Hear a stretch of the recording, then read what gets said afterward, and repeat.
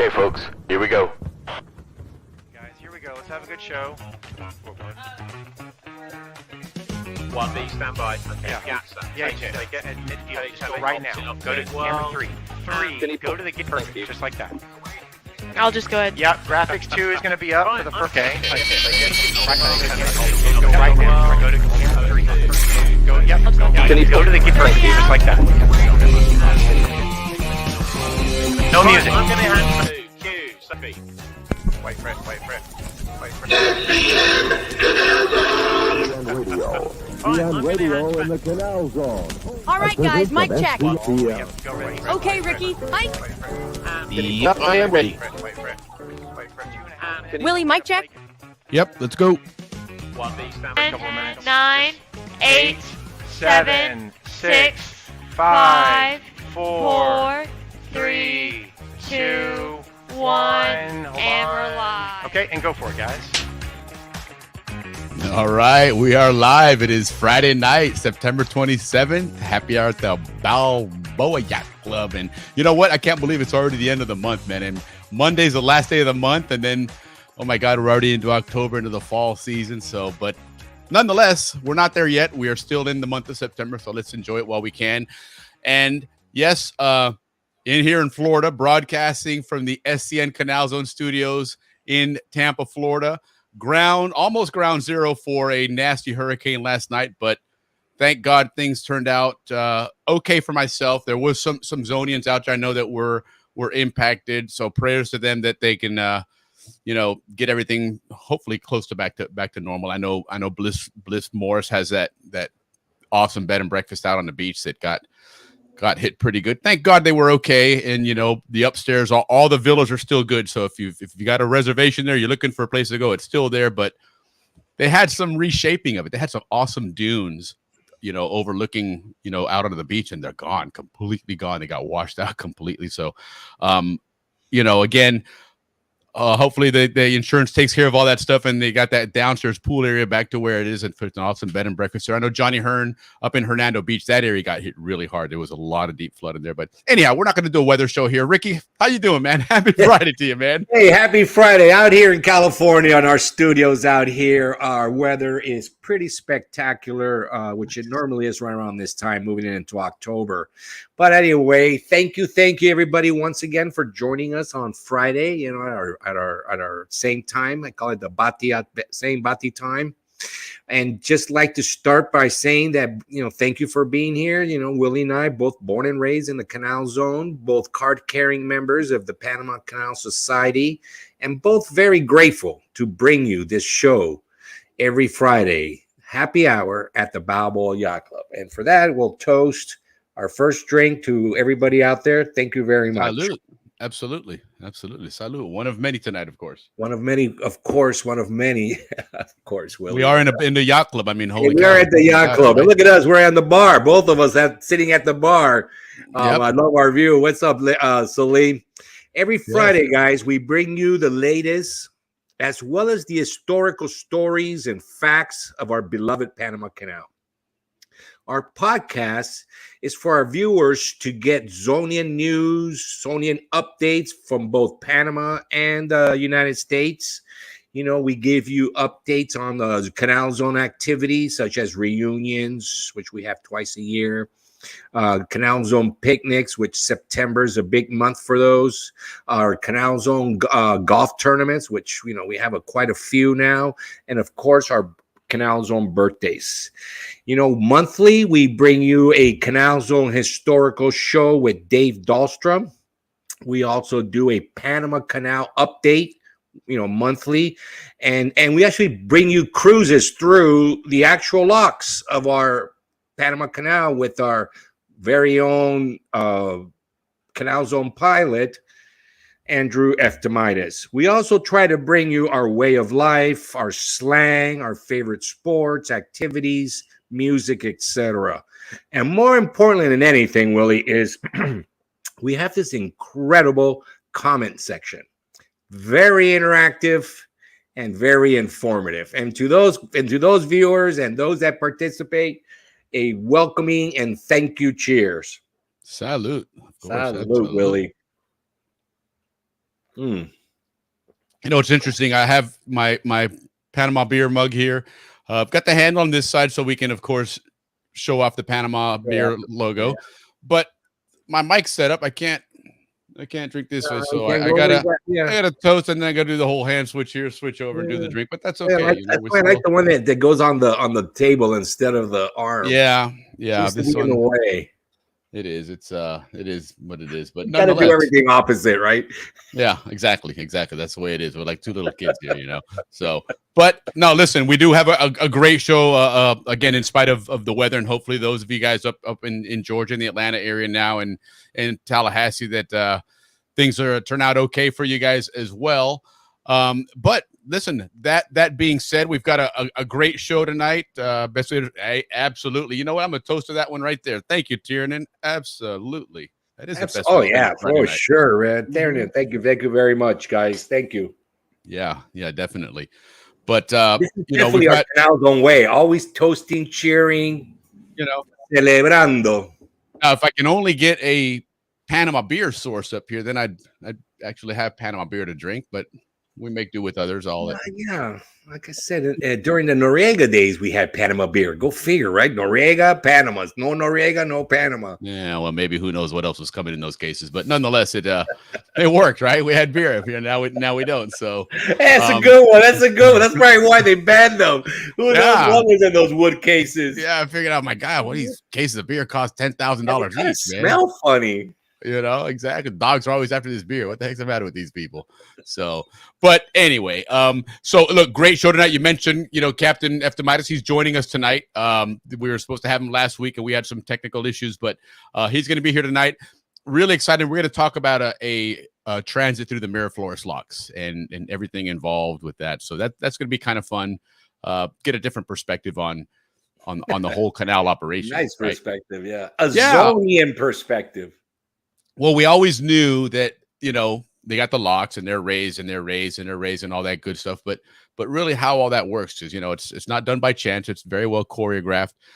Still trying to get a Miraflores lock master to help us out with it. But we do have, when we do the Gatun transit, in fact, this gentleman right here with the challenging internet is hopefully going to be joining us. And he worked on the locks. And so it'll be really interesting to talk about, you know, what the pilots are doing on that ship and what the folks on the locks are doing and the lock masters doing, you know, to coordinate to get that ship lined up and secured and so forth. So it'll be great when we get to the Gatun locks. But again, we're starting our northbound transit through Miraflores tonight, and we'll get there eventually. But nonetheless, yes, internet challenges, they do stink, man. That's no doubt about it. But glad you're able to get on, Kelly. Good to see you again on the show. As always, love to have you on. So, but yeah, Andrew's going to be on tonight. Talk about that. Also, again, we're going to talk about something that we're working on. A big project for us here that's important is this membership program for the Panama Canal Society. As we know, the society is something that's near and dear to us. Something that's really important. It's really what keeps this whole Canal Zone message and Canal Zone story going, right? We talk about the reunion, how much fun it is, all the great publications. You know, the record, it's a great publication to receive, and especially when you have all those reporters out there that are tuning in and chatting with zoning folks all across the country. It's always fun to hear them and hear from them, especially when you start throwing some names out that all of a sudden you're like, oh my God, I haven't heard that name in 20, 30, 40 years or whatever. So, but all of this stuff, you know, requires money, right? It's a big undertaking.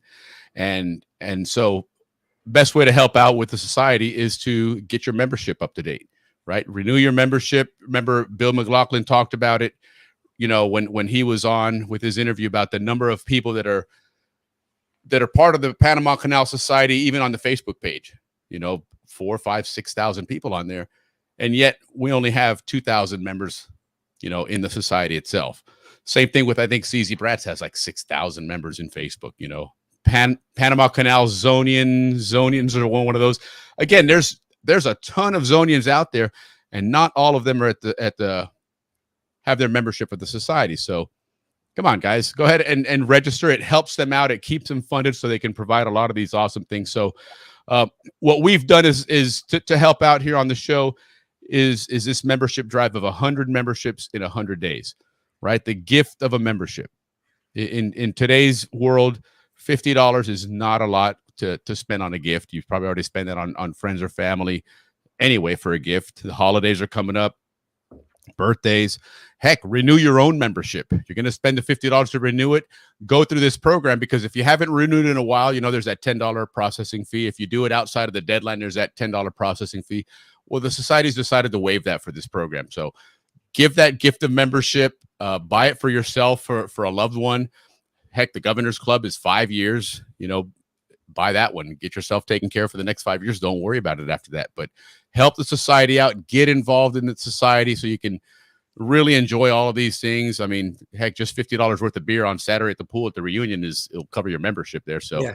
Willie, we talk about it so much. I already got mine. They sent me an application for the Governor's membership. I just got it today, so I'll be filling that in, guys, and setting that in with Chequecito.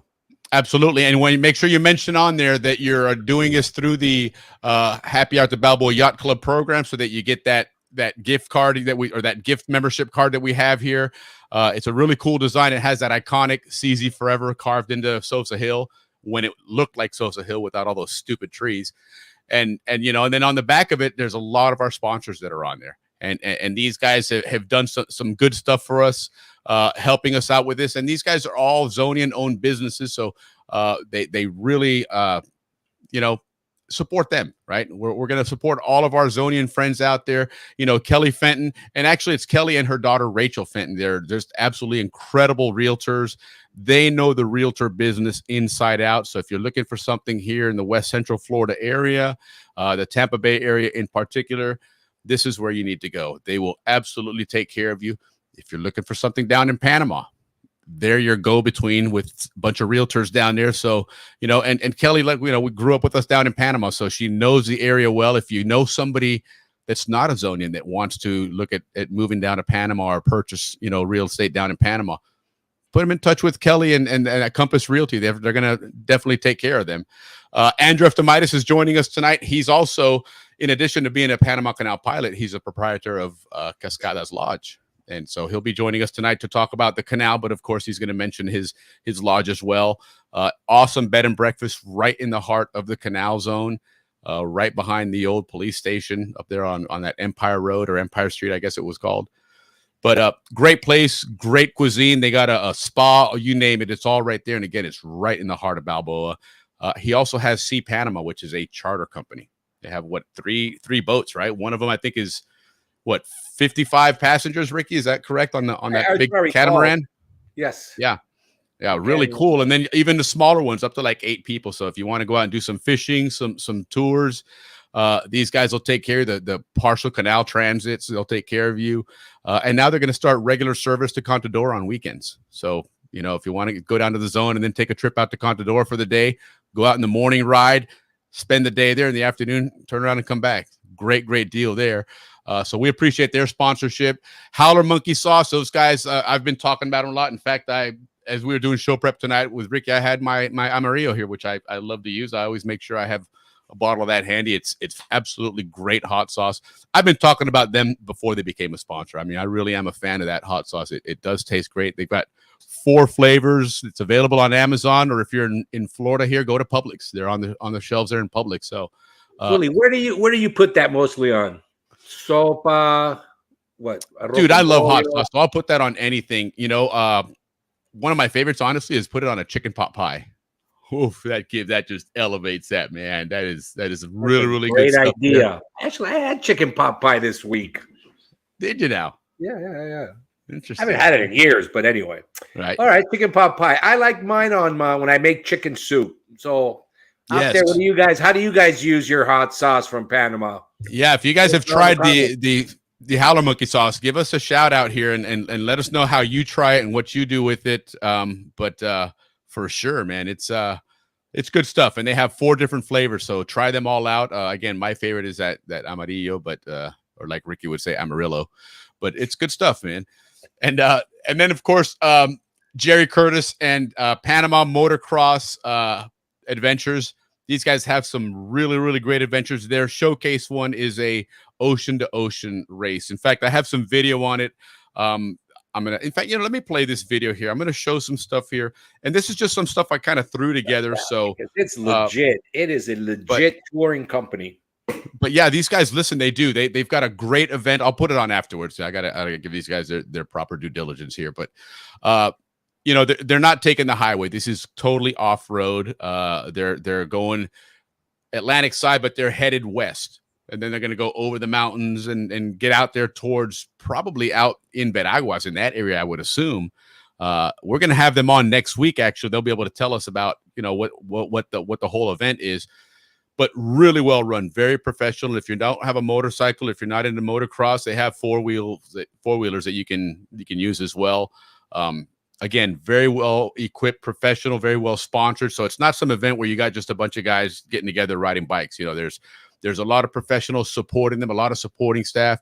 Even like Ricky mentioned, if something happens where you need to get some quick medical care, they have access to a helicopter that they've chartered for this event. And just Panama's not that big, as we've learned, and so you can get to wherever they're at pretty quick and get you to wherever you need to. So really exciting event there. I'm going to learn a lot more about that next week when these guys join us on. Willie, is it next week or the week after that? You're right. I jumped ahead of it. You're right. Next week is our first of the month, which is, of course, our historian, non-historian, Dave Dahlstrom, for sure. So yeah, but the following week, then in 2 weeks, we'll have these guys on to talk about this awesome event. And they do it more than once a year, which is really cool. But Beacon Solar, that's Larry Cicero's folks up in the Northeast. They're coming down to Florida. They're going to come down this area. They've got a great solar program, commercial and residential. Really something that as an individual, I think you can get some real benefit out of it. Like I said, my brother's been doing solar for a long time, and I think he's gotten some good benefit out of it. So looking forward to having him tell us what they have going on. But I do know they've done some really good projects up Northeast. And if you've got access to condos down here, I know that they've got a program there that's really, really profitable for, perhaps yourself as a reseller or something, and to the condos themselves. So it's a no-brainer, really. It doesn't cost them anything to put these things up, and they can actually make money off them. So it's a great opportunity. It's becoming reliable now. I know there was a lot of bad talk of the solar when it first started kicking off. A lot of not so savvy people and whatnot. But Larry Cicero's a straight shooter. He's a great guy, and so if he's involved in it, I certainly would be confident in it. He's recommended by us, so yeah, there you go. It's a seal of approval right there, right? And seal of approval that comes with a drink and a cheers is always worth something, right? Yes.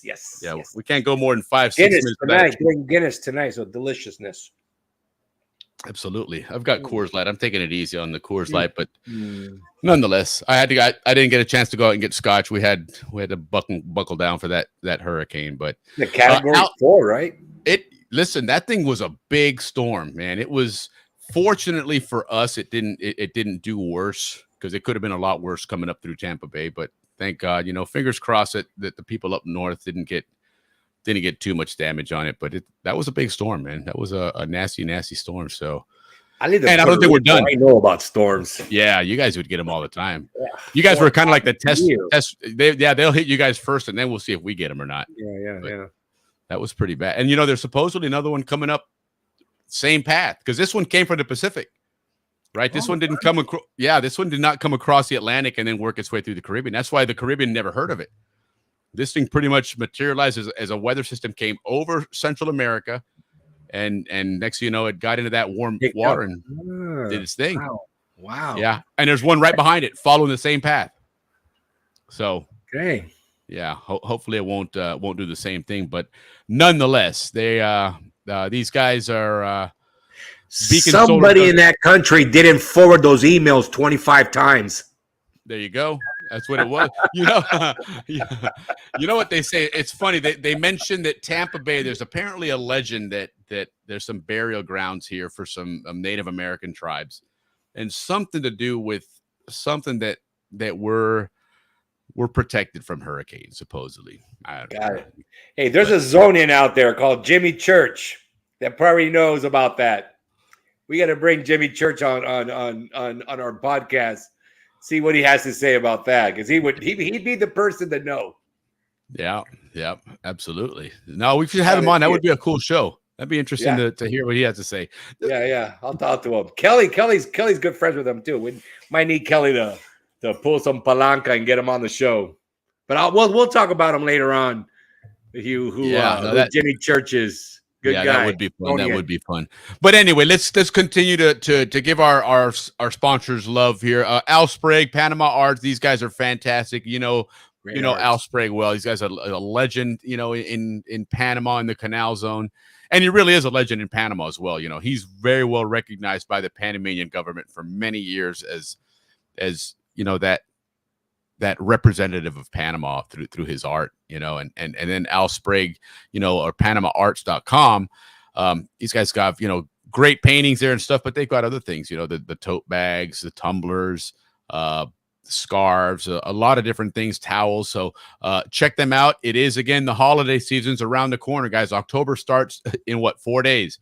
So start getting those Christmas shopping done early. Get it done sooner. There's going to be some other strikes looming with the different, ports and I'm in the logistics business, outside of here. So there's a lot of talk of some other, logistics strikes down there. So get your stuff ordered now. Give these guys a call at Panama Art and get your Al Sprague stuff ordered, man. And Willie, Zonians know about this. We've talked about this. We grew up with those Sears catalog that we had to get our orders in by like August, So we're used to that. Right, man. Dude, that was awesome too. That was awesome, Sears man. catalog, man. Yeah. God, that was great. Yeah, my mom would be like, one day, one kid, Tuesday, the other kid, Wednesday, like that. So you had to wait for your day at my house.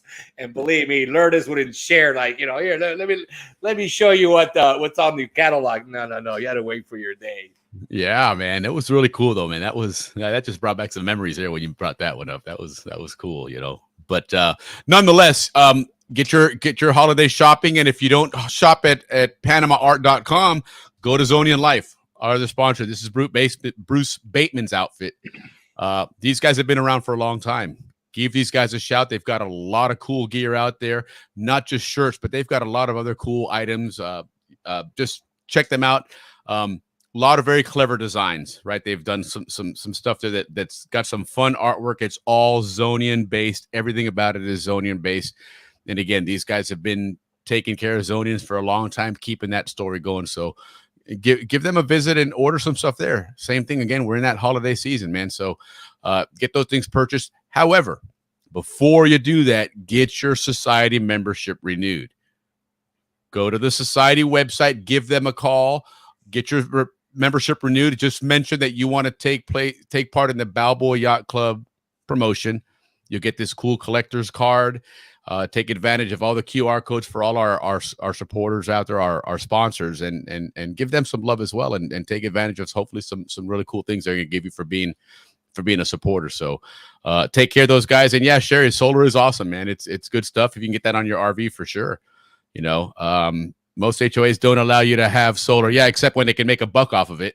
When you walk into that HOA, you talk about the amount of these guys set up something with an HOA up in Massachusetts, I believe it was, and they're going to make several $100,000 over the next 20 years. So, yeah, you show them the money, all of a sudden everybody suddenly is in favor of voting for stuff like that. So we know how that stuff works. But Bloody Marys with the hot, yes. You know what? You're absolutely right. Oh, there you go. Yes, that's right, a good move right there, Jim. Great call. Yes, great call.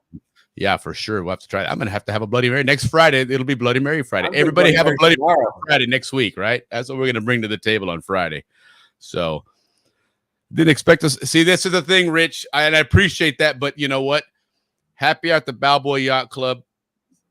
No matter what, man, the water level starts to rise, the rain or shine. Here we are. So absolutely, here we go. Yacht Club staff as always. We're gonna have to forward that song, Willie, because I've already got a beer here. I know, right? You have to take sips and pretend it's like you're drinking scotch or something.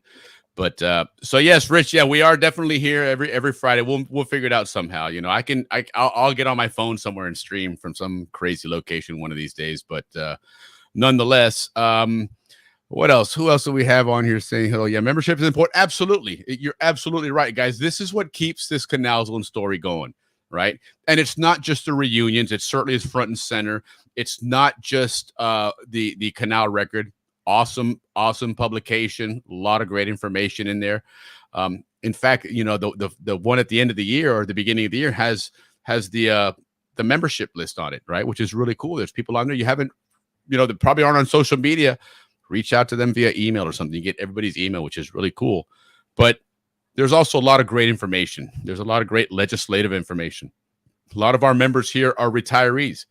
There's a lot of legislation that, you know, Uncle Sam's not always on the up and up, letting people know when they're maybe adding a service or letting you know that there's something you're entitled to. And these guys look out for you. So they let you know. And it's not just something that, hey, you go to our website to get the information. They'll send you an email going, hey, this is going on right now. This is how this might impact your retirement. So the society really does a lot more than just have a great party and get together for the Canal Zone. So $50, guys. If you go out to dinner this weekend, you'll probably spend $50, right? You have nothing to show for it, but you know, a full belly here in a little while. But this gives you some awesome benefits and it helps keep that Canal Zone story going. So definitely get involved. 100 memberships in 100 days, guys. You have till December 31st to take advantage of it. Make sure you do. There you go, right? Bloody Mary Friday. Cheers to that. Amen. That's right. That's what we're going to do. Absolutely. Absolutely. What does Dodd have to say? Jim Duffus, my second grade teacher at Balboa was a Duffus. Any relation? We're going to find out here in just a bit, right? We always have that lag, so we'll talk about that. Second grade teacher in Gamboa.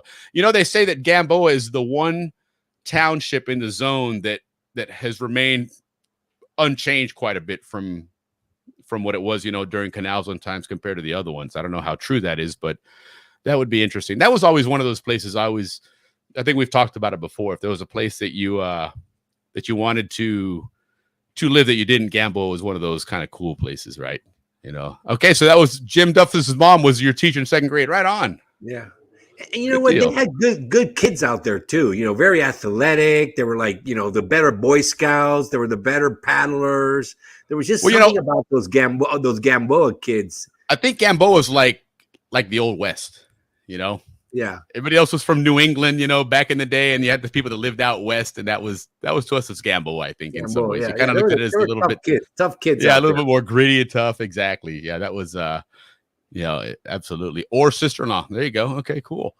Well, either way, awesome. They always love to have our teachers mentioned on here. You know, we always make sure that we give a lot of praise to the teachers because they really did a good job. You know, we do talk about the fact that we didn't get a lot of Canal Zone history, but I don't think that was the fault of a teacher per se. I think that Willie, it became our responsibility to do that now. It gave us a gig, didn't it?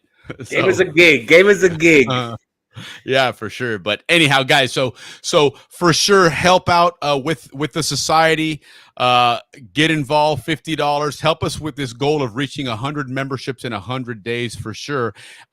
We are going to have some prizes to give away for this. I talked to Ruthie MacArthur at Balboa Trading Company the other day, and she said, "Hey, you know, I wasn't able to help you guys out with the sponsorship there, but if you're going to give out any kind of prize and stuff, let me know." Which by the way, I got to get some other prizes. I know Gia had an issue with his. I got to send his certified now because he never got it. But anyway, long story short, we're gonna get some membership growing here. Get this society going. Get past that 2,000 members. Let's get up to there. Let's get up to 3,000 members and help these guys out for sure. So, awesome.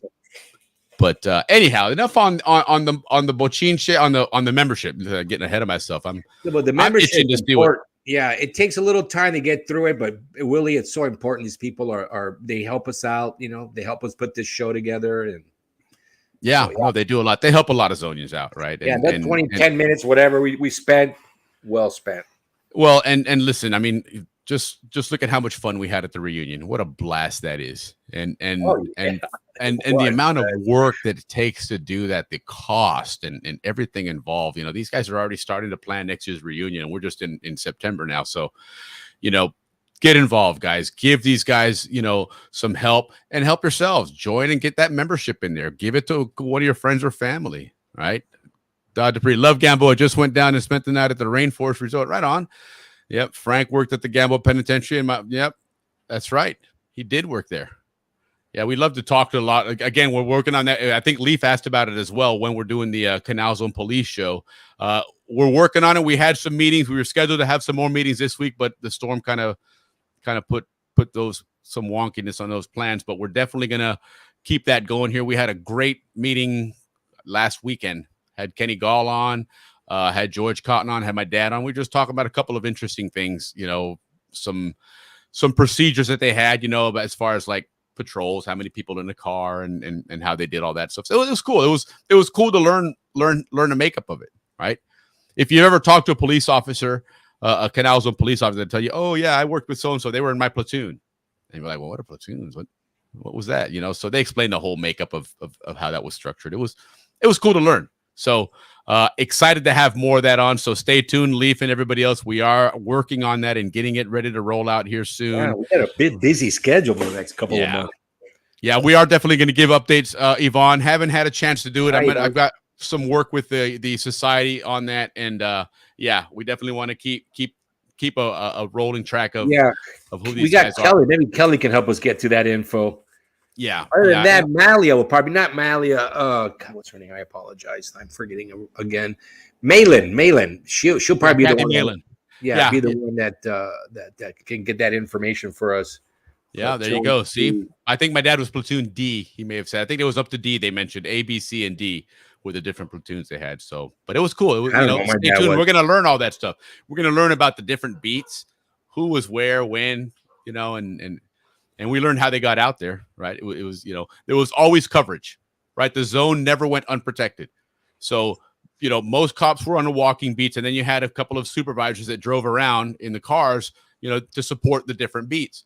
And what they would do is when the new shift came on, they would take them in the car and switch out the old one. So you didn't pick somebody up and then have nobody out for a while. They would drop them off, bring the new ones back to the station, and then resume their regular 8-hour shift patrolling and whatnot. So you always had a Canal Zone police officer walking the beat in the zone protecting us. It was good to know. So good to know. They had a good job. They did a good job too. They did a fantastic job. They kept law and order the way, and we respected our police. You know what I mean?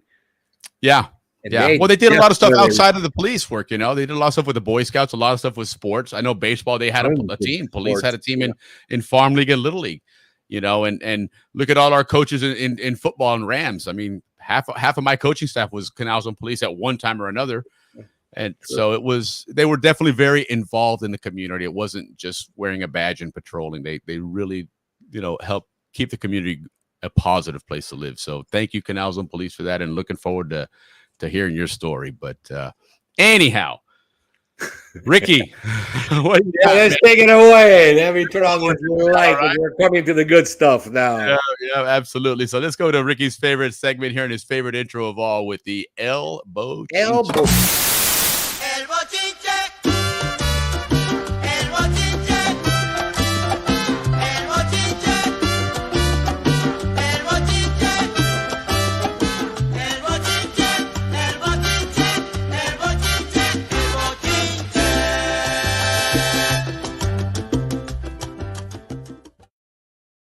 Yes, here we are.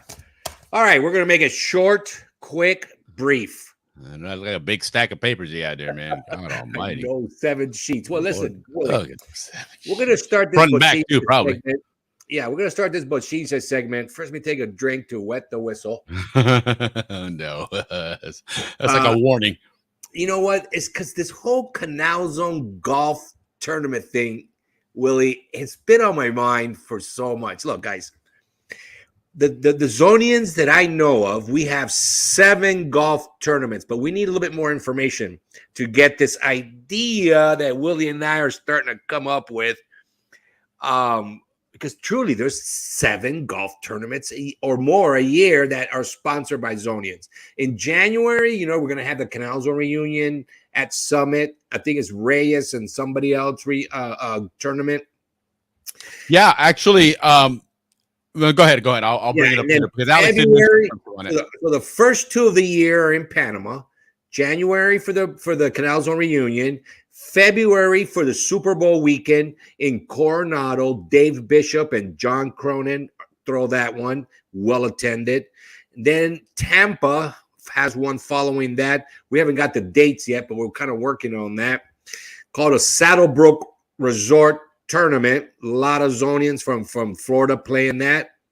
Then in July, we have another one in Florida, in Orlando, for the reunion, the Chagres Invitational, which Dave Bishop also coordinates that one.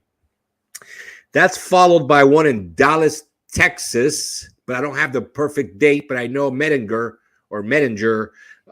Medinger throws that one, and there's a ton of Zonians that attend that. I've seen Eddie MacArthur go to that one.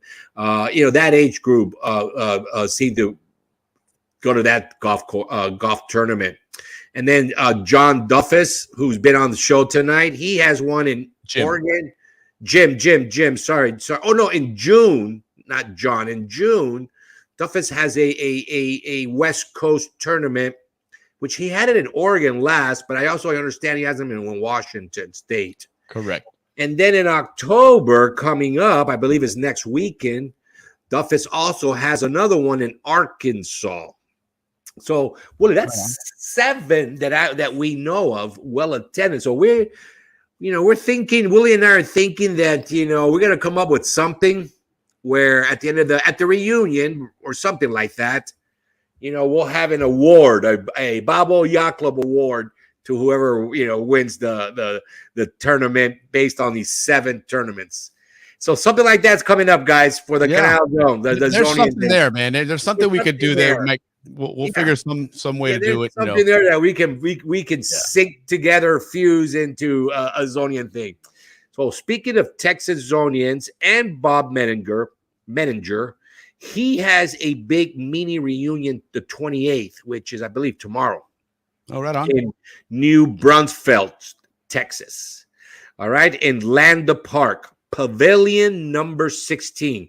So if anybody wants to go that's in Texas, wants to go there, reach out to Bob Medinger at yahoo.com. That should be easy. Medinger at yahoo.com. Good guy. Good reunion. All you Texans, hope to see you there. All right. David and what's that email address? Linares. Hey, what's that email address? That MEDINGER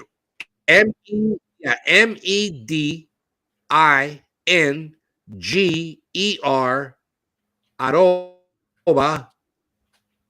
yahoo.com. Get the arroba? Pretty cool, huh? That's pretty impressive for the Alabama Zonian. Well, David and Myra had their big reunion last weekend. So anybody out there that went, that's it. Anybody out there that went, want to report, tell us how it went. We would love to hear about that. We know several. And they all had name tags in case somebody forgot names. We're at that. So, like me. Anyway, so we got that going on with the Texas Zonians and the Alabama Zonians. And now we're going to move into the Panamanian Zonians and what's going on. One of the things that we always like to talk about is the Canal Zone reunion coming up in January of what's happening in Panama with the Zonians. So, guys, again, there's going to be more space for all the stuff that's run out. There's still space. They made available space at the Radisson, so keep an eye out for that. There's space at the Marriott, which is at the Albrook Mall. Keep an eye out for that because that would be a good place to stay because you can also go shopping in that 5th largest mall in the world. And the Holiday Inn in Clayton, which has those canal views that are beautiful. Also coming to us from Panama, which is Senia Morris. I follow her and I get a lot of the stuff they're doing because she participates with the American Society of Panama. Willie, this organization, fundraising, excellent charitable organization, was funded around 1931, circa 1931. Wow. So that is as Estonian as it gets, and we really, really appreciate the work they're doing. Well, nice. CEDIA informs us that they have a big fundraiser, a big bash coming up for Breast Cancer Awareness Month. So for all you girls out there, that are going through this, which some of our friends are, this is your month, and they're throwing a big fundraiser in Panama. This fabulous bash, like they call it. It's going to be called Paint and Sip, because you're going to be painting and drinking. Nice. The event. The event is held at this rooftop, and there's where you can see these dazzling views of our Panamanian skyline at this bar called the Panaviera Sky Bar. It's on the 66th floor in Punta Pacifica. God, almost said it correctly. So, guys, if you're in Panama, this is a good event to attend. Of course, there's limited seating, $35 if you're a member, $45 if you're not a member. Good. It's going, and all that benefit, it's going to be going to the Funda Ayuda, which is something big in Panama. And I think we have, Willie, a logo of them somewhere in here, right here. These guys, if I may, Willie, this is where the proceeds are going to go to. Okay. Funda Ayuda. Nice. And they deal with breast cancer. So, guys, in Panama, that's what's happening. You have to wear pink. And remember, you're going to have a paintbrush in one hand, a drink in the other, with the Panamanian skyline in front of you, and you'll be able to create a masterpiece. There you go. At this event. Yeah. Well, and when you do that, if you can, send them to us. We'll showcase them on here. Show off some of your beautiful artwork. So that's the American Society of Panama. Great event. All right, we already touched on the Canal Zone reunion, but one thing I want to also mention is the Panama Zonian Jamboree. For all you guys in Panama, since we're on the Panama segment, guys, if you're not in Panama, if you're not going to participate in all the events, no problem. We know you guys are all working, but Saturday is the big event that you don't want to miss, guys. When you're there, one of the things you want to make sure is that there's going to be a lot of things going on. One of the big things that I like is the Steven Circle Vendors Room. So if you guys remember Steven Circle, we had all the kunas and all that stuff out there selling all the traditional and typical stuff. So they're gonna have a big vendors room with all that stuff in there. Of course, there's the pool party with Panamanian hors d'oeuvres going to be served, folkloric appearances by Diablicos, Sucios, and typical dancers. There's going to be door prices that day, happy hour drink prices, and of course, the iconic sundown group picture at the pier. Now, I don't know who's going to swim out there on the water and take the picture. No, I'm only kidding. They actually do it with the drone. They should do it with the drone, and it's an incredible, iconic picture. Paddle up in a cayuco. You don't want to miss that. It's at sundown. So all you Panamanians out there, please come Saturday. Enjoy your Zonian friends from Balboa High School. Come and enjoy the party. And after the sundown, there's a concert.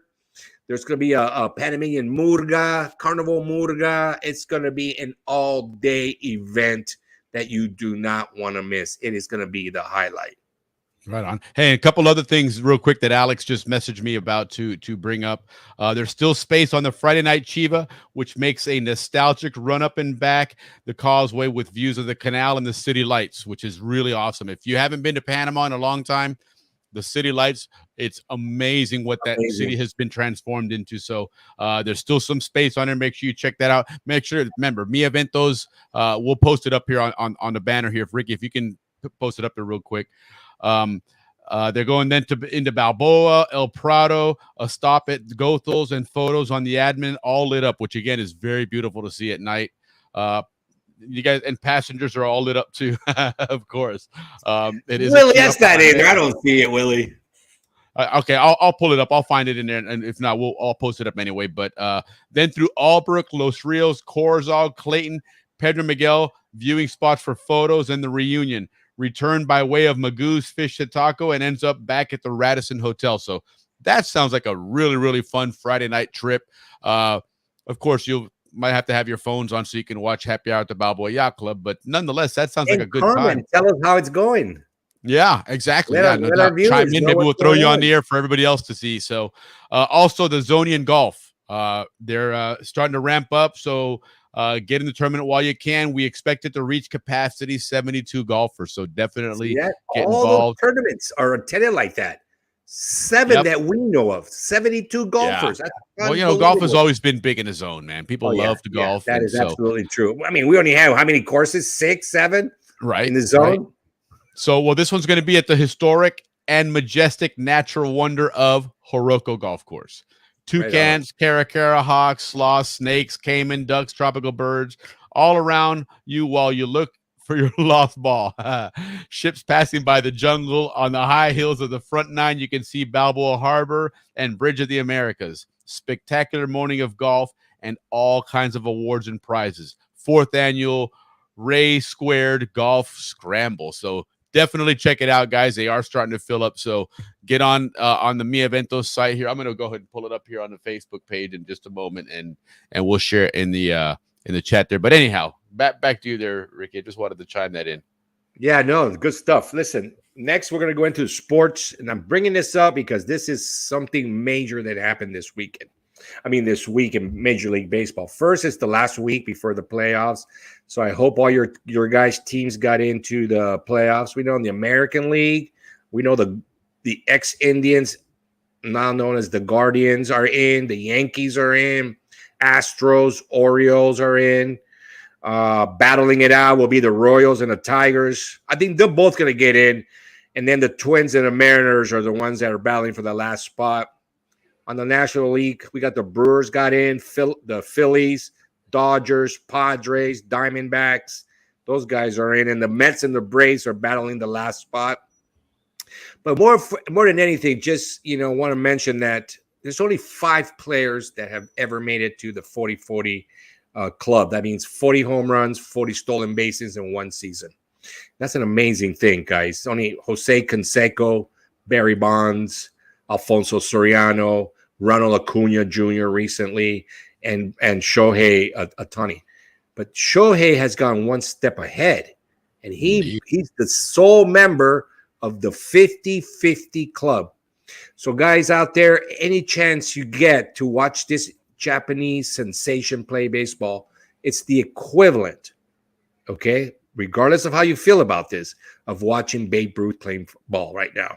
This guy is phenomenal. I mean, speed, power, and humble. So any chance you get to see him, guys, please do so. And tell him that Ricky sent you.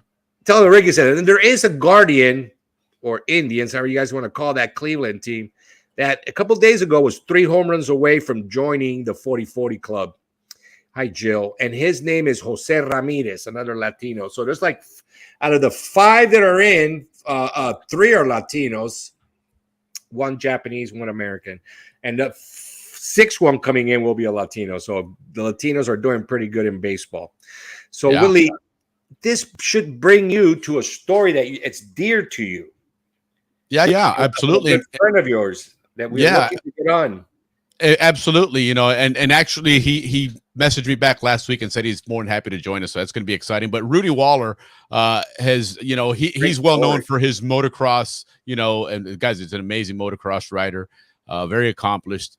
Much younger than Jerry Curtis, came way after Jerry did, but nonetheless, he kind of, took the torch in the zone or in Panama as a rider after Jerry left and came up here to the States to beat everybody up here.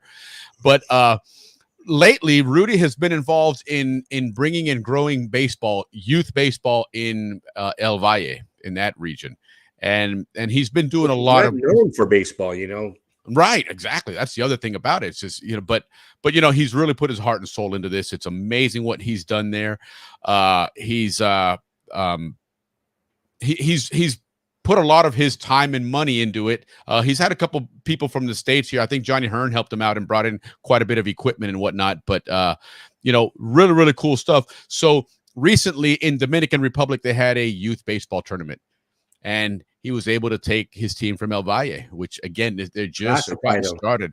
And final, heck, they won the whole thing. They came back champions. So just a wonderful, wonderful story. We're going to save it for another day when he comes on to tell us about it and tell us, everything about that. But it's been really cool to follow that story as these guys have grown and become baseball players, right? And then to turn around and one year, he turns all these kids that never played ball, they didn't even have mitts or bats or balls, right.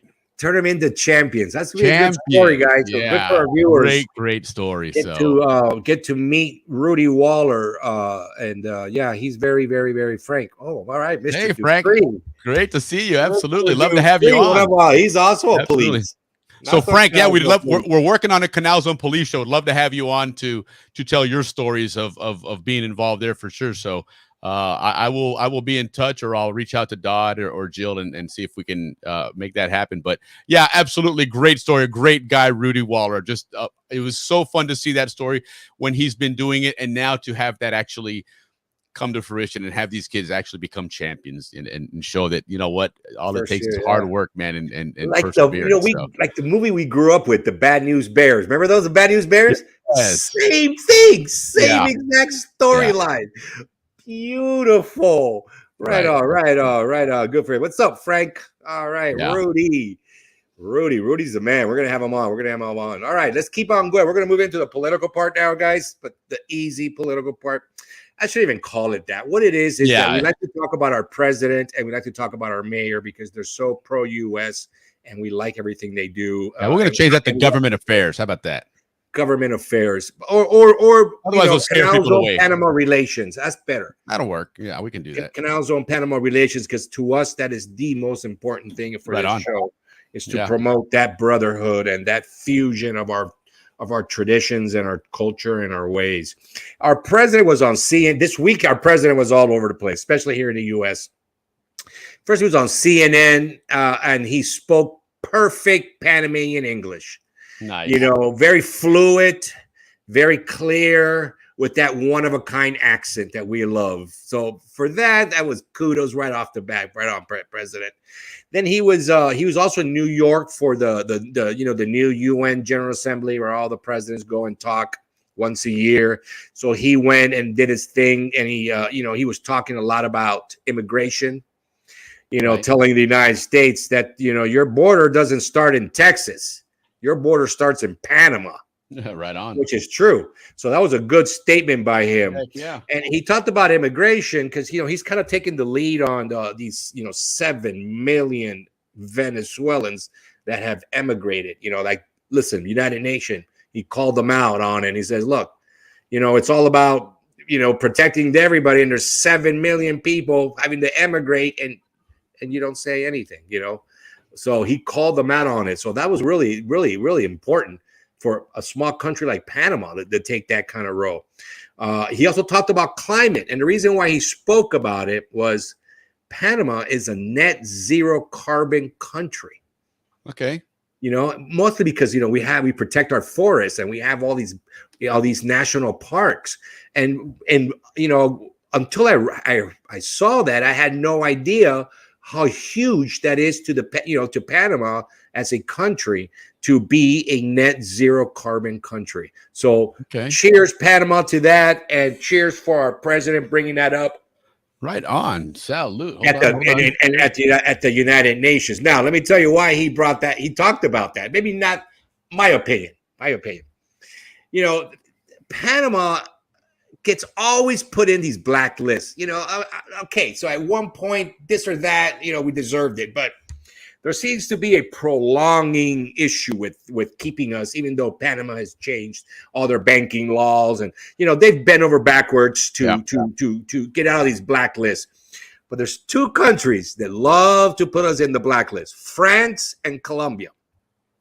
So our president kind of, I believe, again, my opinion, that because the U.S. and Panama have great relations, he has the U.S. government on his back and said, go. Yeah, we got your back. Dale. I mean, he's really out there, pointing things out. So he basically told these countries, look, you're going to blacklist us, we're going to blacklist you. Sorry, we're not playing this game anymore. We've done everything we can. You're affecting our all the Panamanians because it costs, more for us to get credit, right? because of all these blacklists. So he basically told France and in front of the world, look, you're gonna blacklist us. You're not when you come to the canal, you better have gas. You better have, if your boat better not break down because you're not gonna get Panamanian service. You can go by, you can go through. Yeah. But you're not going to get Panamanian services. You're not going to be able to participate in government contracts. Which they're so bitter because they couldn't build a canal, man. That's all. You know what? They can't get over it. What I said too. They can't get over it. The canal, they're still trying to get their money back because we ripped them off, right? They were trying to sell it for 100. Bitter party of France. They were trying to sell it for 106 million, and we bought it for 40. Teddy Roosevelt brought a coupon. Yeah, sorry, man. Coupon, double coupon. So they're trying to get their money back by blacklisting Panama. But the president had enough of that, and he called them out on it, man. Hell yeah. Hey, our president also met with Zelensky. I mean, there are presidents everywhere, man. He in my opinion, Zelensky is a good guy, right? They met because Ukraine's going to put an embassy in Panama. But before you guys go, well, why does Ukraine need an embassy in Panama? Let me tell you, there is a correlation here. Again, my opinion. Panama's only had one Miss Universe. My sister should have been the second one, but Trump was running things, and Royals came around. He made sure we got fifth place. Now you got to go. No, just kidding. Just kidding. I should have said that, but he did own it. Let me tell you something though. But I sat at that Miss Universe. I sat right next to Marla Maples, right next to her. So I was able to talk to her, and that was a great hour or so that I sat there next to her. But she was not there the whole hour. But anyway, I sat next to her. She was going to be there until you wouldn't stop yapping, and she's like, "I got to move." I was yapping. You know what? We're the same. Reporters say we're the like one of these days, I'm gonna have a Bochincha segment. You'll see. Yeah, I'm gonna bring you up. But so, anyways, Panama's first Miss Universe was a name Pasek, I believe. She's half Ukrainian, half Panamanian. Yeah. So we have a little bit of Ukrainian there. But anyway, Zelensky is going to open up an embassy in Panama. And I'm sure it has to do with shipping and, all the food that those guys ship out. Our president was also spotted at the Yankee game with Mariano Rivera. Nice. Yeah. And then, that's about it. And, wow. Yeah, kind of a great week. And then, one of the last things that he did talk about, which I thought was very important, was that he mentioned the copper mines. Because, when we closed it, it kind of put us in a bad place to do business, later on with bigger companies because of that. But he made it clear that the copper mine wasn't really the problem. The problem was the contract, that they had. It was illegal, unconstitutional. And that was really the problem, that Panama. In other words, in my opinion, again, the mine is going to come back because it was extremely beneficial to the country. Oh yeah, but I think there was a lot of forces there that wanted to stop that mine. I don't think it was just a contract. But anyway, that's for another day. Yeah, that's for another day. But it seems like this president has taken it on as his number one priority to fix healthcare in Panama. So when they closed the mine, a lot of that mine money was going to go to healthcare. So they actually, when they closed the mine, they lost that money. And they haven't, like 3% of our GDP went down. I mean, our GDP went down to 3% because of that mine closing from like 6. So it was a big thing that they need to address, especially if they're really doing everything possible to fix healthcare in Panama. Yeah, but do you want to have a mine company controlling that much of the GDP in another country? I'm not sure. There's a lot of copper. Panama, after I think it's Bolivia, Panama has the second largest copper reserves. So there is money there to be made. I'm sure. I'm sure. If Panama can, get it together and put that the way it's supposed to be. I'm for the mine, and I hope I'm not saying anything bad and putting our show in any kind of trouble, but I see the benefits. No, we're always just mindful of not bringing things up that are political. Correct. And I apologize to anybody out there for bringing Trump, but I was bringing him in as the owner of the Miss Universe. Right. Because he was the owner, and he was there at that. But I didn't get to see him. I did sit next to Mara, So that was cool. So Willie, last but not least, our mayor is still cleaning up Panama.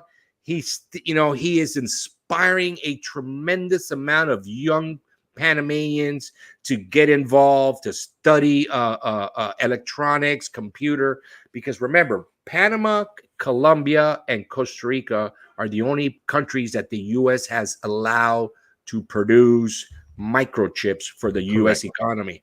Correct. So, that means that we're going to be getting a lot of tech companies coming to Panama. Labor is going to be cheap, taxes are going to be low, etc. And plus, we have the canal right there, and we have so much relations with just about every country in the world, goes through there. So yeah, our mayor and our president are doing a phenomenal job, and we're real quick before you end the segment, you mentioned appearances on CNN, so I just wanted to show something else real quick. A brief appearance by a fellow Zonian appeared on CNBC the other day. Our own Mike Bradley was on CNBC offering some financial. Yes. Yeah, I thought that was really cool. So Mike, congrats, brother. Good to see you on TV, huh? Yeah, isn't that awesome? That's so cool. One of our boys, right on, Zonian. Yeah. Well done, Mike. So congrats on that one, man. Very cool. But cool. Well, that's some good bochinche. There's some good stuff there, and ran a little bit on the long side, so that's okay. But let's. Where are we? Oh, an hour, Willie. Jesus. Well, it's okay. Ricky loves his segment. Well, I mean, not the whole hour was me, was it? No. 57 minutes of it, 58 minutes, but that's all right. It's not quite the hour. We really try to make this show like an hour and a half or an hour. No, it's all good. It's all good. Yeah, wow, man. We have so much to inform you guys. Okay. Birthday. The certified ones are going out tomorrow. Yours, Frank Albergas, is going out tomorrow as well, and Yvonne Fishbowl. All three of those are ready to go out tomorrow. So, and they all going certified. So you definitely will get them this time for sure. Listen, if you get the other one, you got an extra one. So enjoy. Yeah. But Guy forwarded me today a great news on the sporting side. There's a new Panamanian sensation quarterback out there in Southern California, known as the 11th best prospect right now. His kid's a sensation. Oscar Rios. If you guys know anything about high school football, Southern Cal is one of the top places where high school football is played. And this kid got a full ride to Purdue. Oscar Rios from Panama. Very good. We might have we might be able to watch a Panamanian quarterback pretty soon. Yeah, that's Purdue. That's Big Ten football, and there are some. That's Drew Brees came from Purdue, so it's a quarterback school there in the country, 11th best in the country, bro. Yeah, absolutely. So they will go out tomorrow. I was going to try and get him out this week, and then of course I got sidetracked with other stuff and storm and whatnot, but nonetheless, but Ricky, let's jump into our birthday segment real quick here, because we do have our Captain Andrew's going to be joining us here shortly with the Pan Canal report. So absolutely, Willie, we've always like to start our birthdays. Let me get to that page with the 81s, and I already know the first one that I'm going to announce, but as soon as I get to my notes, we're like 40 shows in now, and so I got notes like that thick, Willie. All right, so let's go. Happy birthdays. All are the end of the last week of September. My very good friend, Adriana Atik, happy birthday to you. Bradford Brown. These are all 81, by the way, of course. 9:30 for him. Happy birthday. Christina Davis, for all of us out there, remember her. Very sweet girl. And last but not least, for my 81s, Lily Ruelas, one of a very beautiful, beautiful class of 81 birthday girl. Happy birthday. Nancy Giavelli, happy birthday to you. Maria Klaus, Cristobal High School and Balboa High School. Very beautiful girl. Happy birthday, Maria. Jiao Cook. Did I say that right? Yeah, you did. Like meow, but Jiao Cook. Happy birthday, Mr. Cook. Willie Mrs. Kittredge. Cook. Miss. Willie is a miss? Yes. Oh, sorry. Wow. Willie Kittredge, happy birthday. Helen Braswell, happy birthday. Yesenia Farabone, happy birthday. Dessa Corridor, happy birthday. She's Rory and Willie's very, very good friend. Roll Tide. Bill Braden, happy birthday. Marie Jordan, sister of Sparty, Domaso, and Victor Jordan. And Serena. Don't forget Serena Jordan. And Serena, yes. Oh, sister of Serena, yes. Yeah. Happy birthday, Marie.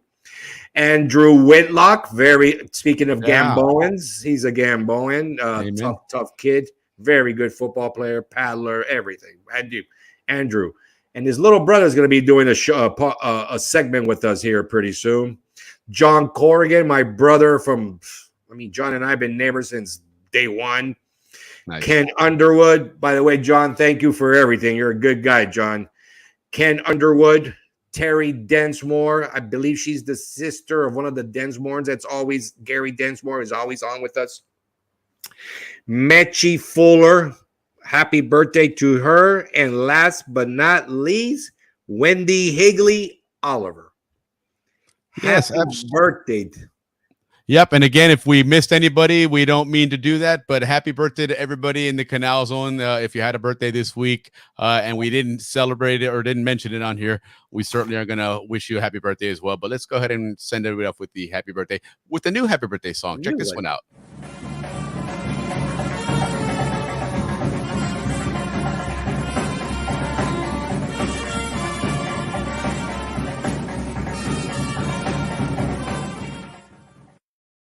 Yeah, I think that was a little bit more fitting for us. Yeah, that's a little more fitting for Panama, right? We got to have a good Panamanian theme song. So a little Muruga there with our happy birthday tune. So yes, happy birthday, everybody. So yes, moving right along.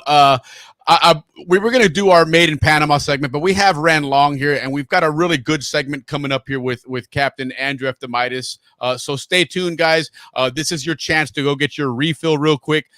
When we come back, though, we will have Captain Andrew Eftimitis in our Panama Canal report. So go get your refills, hit the restroom, and hold on. Is there any other birthday wishes coming up here? Did anybody see one here? Nope. Okay, cool. So yes, upward and onward, and we'll be right back, folks.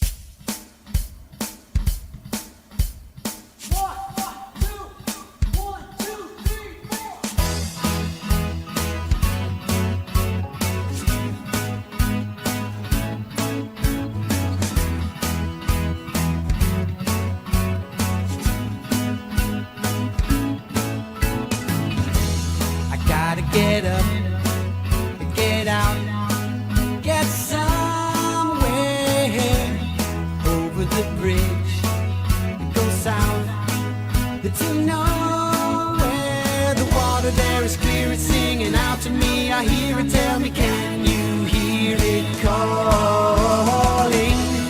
Come on down to Panama, I'm getting on the quickest flight. Come on down to Panama, I know for sure the time is right. I gotta get up, get out, get going, taking a risk, taking a chance, not knowing. I'll go down so I can see it will be better. Probably I've got to stop my stalling. Going down to Panama, I've got my suitcase in my hand. I'm going down to Panama, it just might be my promised land. I can picture you and me running barefoot on the beach, just like in the travel brochure. We could be the pretty people playing guitar down on the sand. I smile at you, you take my hand. I can hear my heart beating, getting stronger now, it's beating. Gotta wake up, drink something stimulating. Look at the clock, I'm running late, so frustrating. I've got to quit procrastinating, get my tickets, no debating. My alarm keeps ringing. I'm going down to Panama, I'm walking through the looking glass.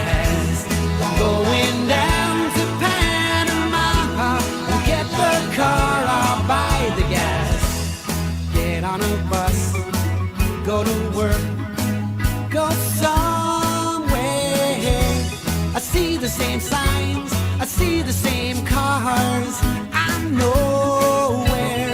People try to get away from me, but there's no way. I'm on the elevator singing. Wish I was gone to Panama, only in my dreams tonight. Wish I was gone to Panama, but I'm All right, folks. We're gonna go ahead and cut that one short because again, we did go a little bit long, and we want to get Captain Andrew on here because he's got a lot to talk about here. Really excited about this. We're gonna be doing, among other things, a transit through the locks, through the Miraflores locks in particular. That's something we're gonna start doing with each one of these appearances by Captain Andrew to talk about a different set of locks, what actually goes into that. And as we mentioned earlier, Jim Duffus was chatting with me earlier on Facebook a couple of weeks ago. We're trying to get some lock masters on, and he worked in Gatun, so he's gonna give us that perspective, right? When you have that ship coming through, it's gonna be kind of cool to see what the ship and the pilot do, but also what they do on the ground as far as coordinating to get that ship hooked up, get the lines ready, connected to the mule, and all that great stuff. But let the expert talk about that, not myself. So without further ado, we're going to go ahead and bring on our own Captain Andrew F. Demitis and enjoy his new show intro here. North 13, Bravo, coming down and looking for the traffic. Good afternoon, North 13. Ooh, you got to keep it coming, Cap. You know you got to keep it moving, keep it coming, Cap. Ooh, don't stop me now, don't stop me now. Keep it coming, Cap. Ooh. Hey, Aki 13, Bravo, the LNG. Keep her coming, Cap. We're waiting for you. There you go, Captain Andrew F. Demitis.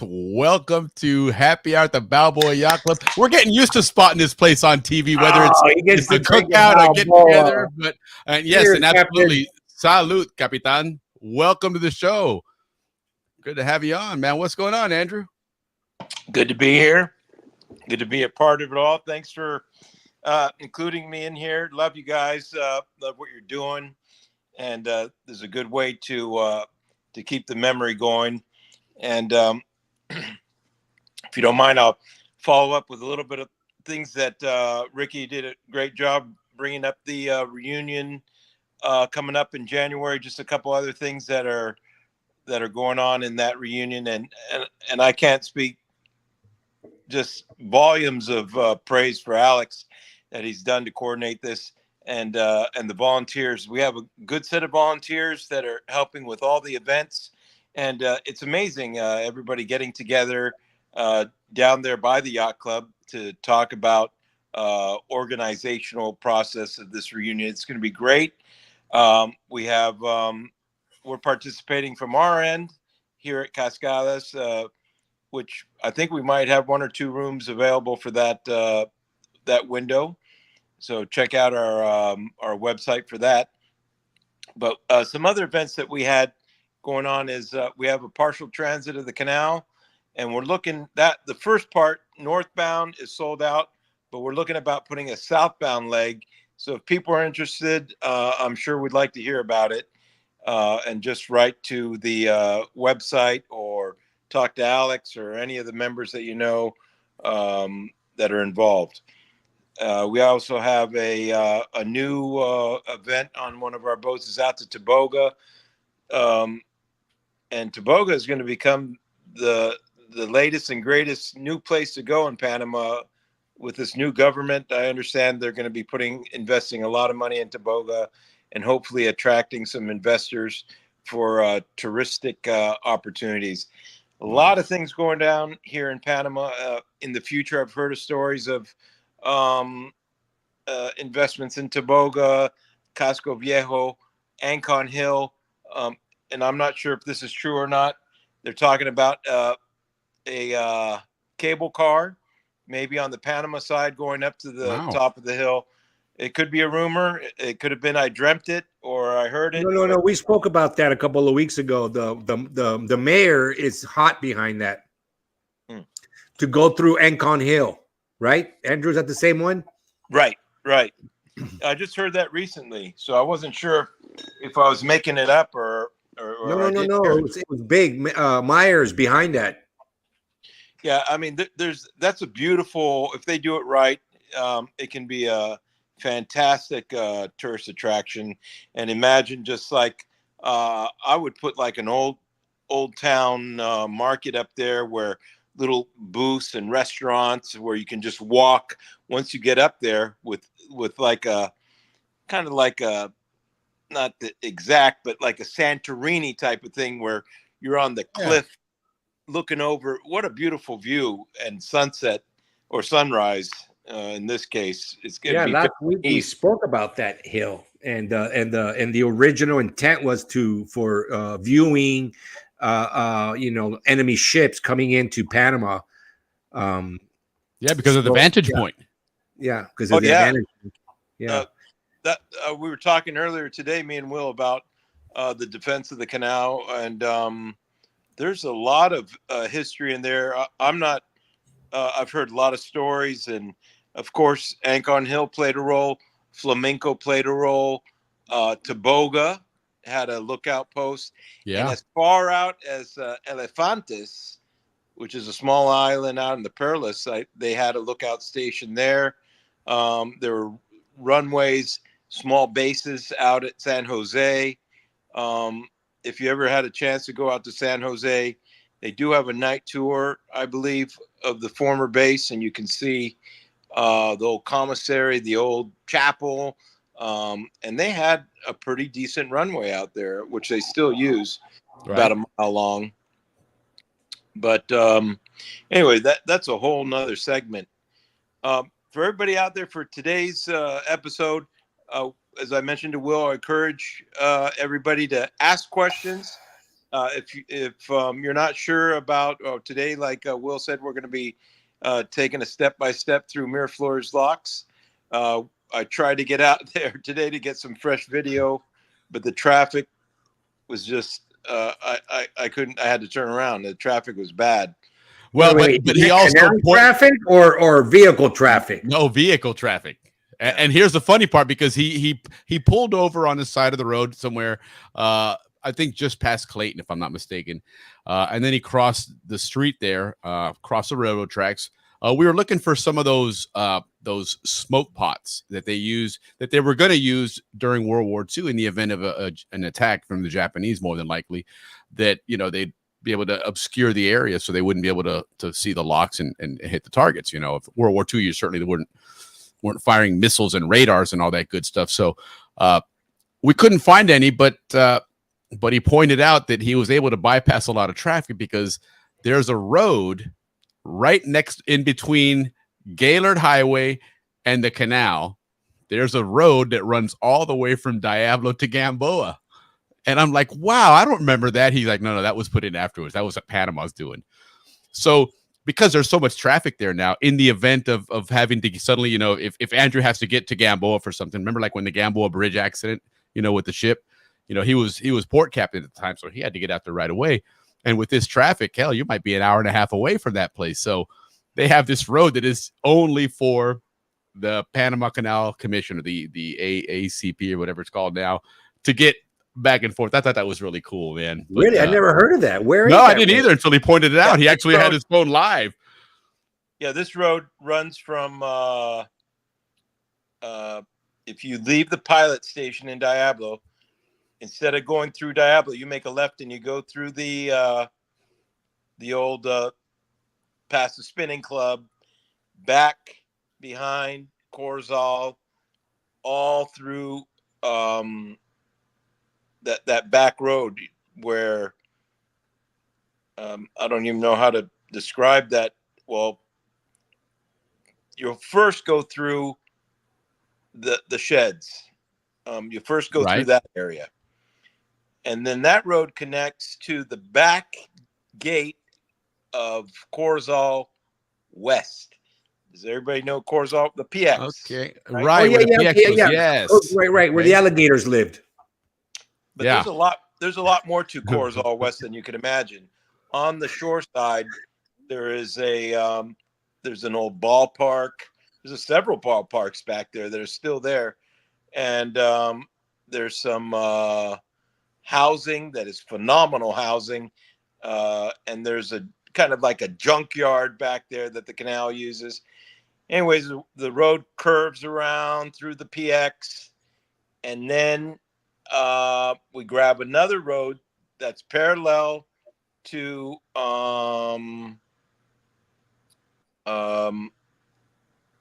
Clayton. Yep. And that's kind of down below. You can't see it. It's kind of down where the river that. Yeah. So if you're driving runoff- Gaylord Highway, you don't see it. Yeah, you don't see it, and that goes through the power plant, and then we come out just shy of between SCN. Right there, we come out by SCN. Right. So. And just bypass all that traffic because it was nuts. He was driving, and it was as if he was driving all the way to the Atlantic side. Man, it was nonstop. He was hardly moving at all. That was a trip.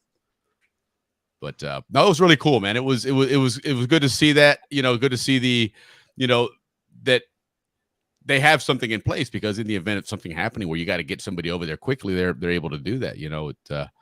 But nonetheless, let's talk about the canal. What's going on with the canal right now, Andrew? With the latest on the canal, it's we're in the heart of the rainy season now, so I don't imagine there's water level problems.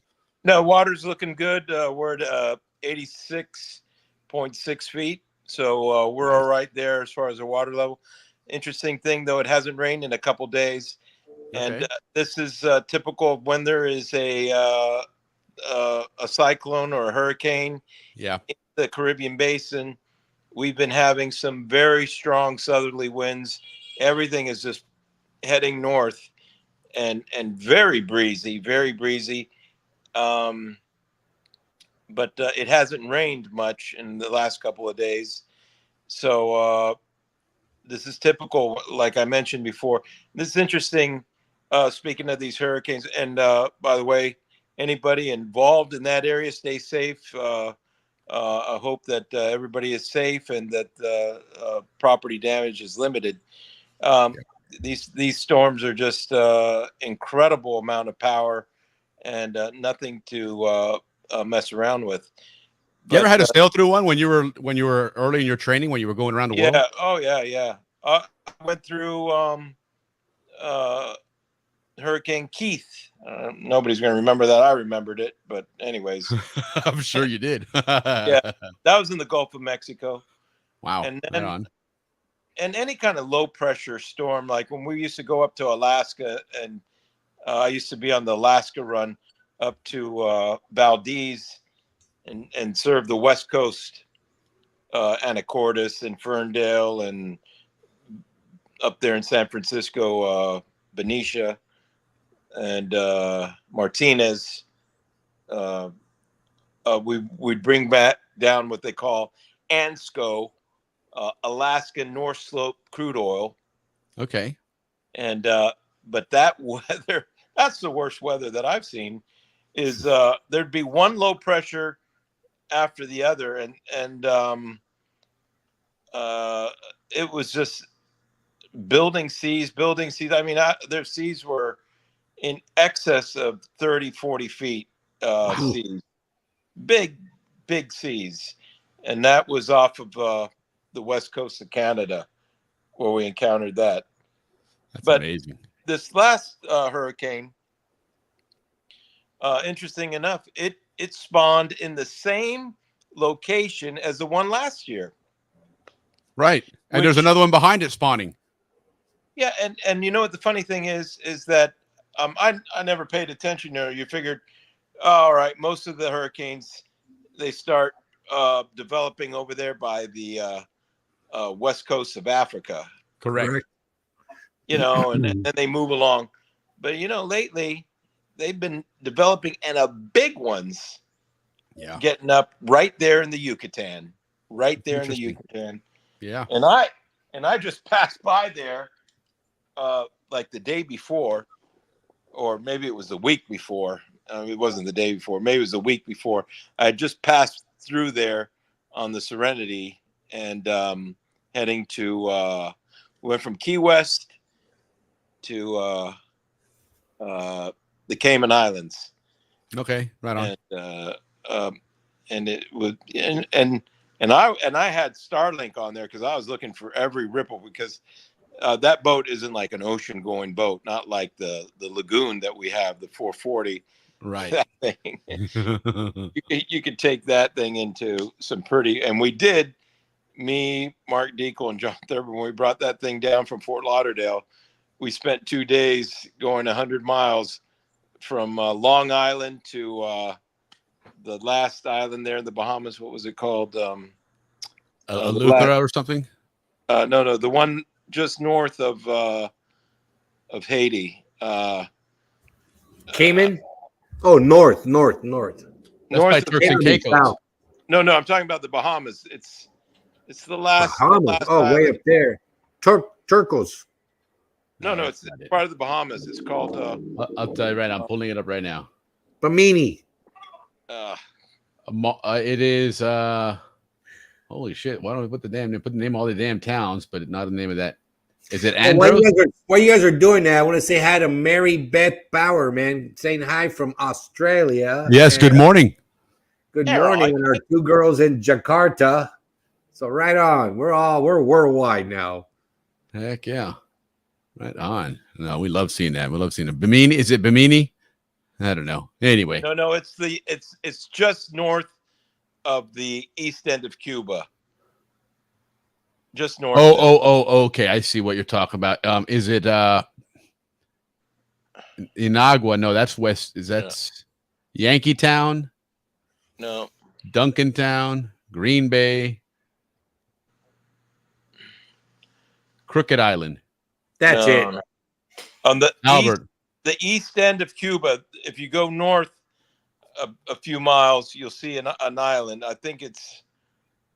Oh, I can't remember the name of it. Is it called Inagua? No, it's All right. So remember, guys, if you're ever in the Caribbean and you get lost, reach out to Ricky and Willie we'll at take you right there. well, but Andrew might help you, but sure as hell, don't reach out to us because god darn, we sure as hell ain't gonna find you. We'll get you to Puerto Rico. That's it. Yeah, we'll be like, flash a light. Holy shit, something for God's sakes. But all right, Yeah, I love that place, Puerto Rico. Acklands, I don't know these people. What the heck? You know, the man? Puerto They put a Rican, simple the name of Puerto an Rican island. police force, Willie, uses the same exact uniform as the Canal Zone police force. They copied it. Yeah. Maybe they sent them all over there. Yeah, no, they didn't, but it was the same. You know, the hat. Canal Zone Police, when you join the Canal Zone Police, okay, so it says here that the southernmost island is called Inagua Island in the Bahamas. It might have been that one. I can't now. I'm And it's got a little town on the end of it called Matthew Town. Oh, yeah, that's the one. That's the See? one, Matthew Town. Right on. Okay, there we Yeah. go. See, just in time. You guys were taking on water, but we found it. Your help is on the way. Stand by. You know, We're good. when we got there, we battered 2 days of like 25 to 35 knot winds on the head. And we got So how there. far do you move when you do that? Barely at all, huh? No, we weren't moving very quickly at all. Uh-huh. But when we got there, it was, that was a couple years ago. And I was shocked to see the Haitians. You know how they do trade? They had trade using bed sheets and tree posts. They sailed their way up, and this boat was loaded with TVs and toiletry items, Coca-Cola, anything that you could imagine. A big wooden boat, but it took a beating, and it got demasted, and they were just sitting there, scratching their head, trying to figure out how they were going to get home. But yeah, I was, it was 2022 or whatever it was, and they're still trading with sailboats out there. Well, Haiti's so poor, it's unbelievable. Yeah. Back in They didn't even have 1987, I went to Haiti when I was working for Copa Airlines, and I got an interesting story there where they wanted 24-hour notice moving forward to when Mr. Benninghoff was going to Haiti because of some shenanigans at the airport there. But we got stranded there for a couple of days, and on the cab ride to the hotel, it looked like a war zone. It was so poor and just so broken down. That's not nothing new. Haiti has been so I mean, just absolutely broke as a country, man. It's incredible when you see that island. The one half is Dominican Republic, the other half is Haiti. And I mean, it's night and day, literally, when you cross the border. One side is completely bare. It's barren of trees just about in Haiti because they don't have anything to cook with. So they've had to cut down all the trees there to cook. They're so poor. It's really, really bad. So I'm not surprised you say that, because that really is Haiti for you, man. Yeah, I was surprised to see that. Yeah, no, it's a very, very poor country. It's incredible how impoverished they are. But nonetheless, so then you made it to Panama. How long did it take you to get from Fort Lauderdale to Panama then? Yeah, well, we did it. Let's see. The total time was 14 days, but we spent 4 days in Jamaica waiting for the weather to go down. So, oh, right on. Yeah, we were in Jamaica on the north coast there. Yeah, man. Yeah, man. Drinking rum. Yeah, the nice part of Jamaica is the northern. That's where most of your resorts are. Kingston's on the southern side. That's a little bit different there. It's not such a nice place, but you get up north, it's pretty cool.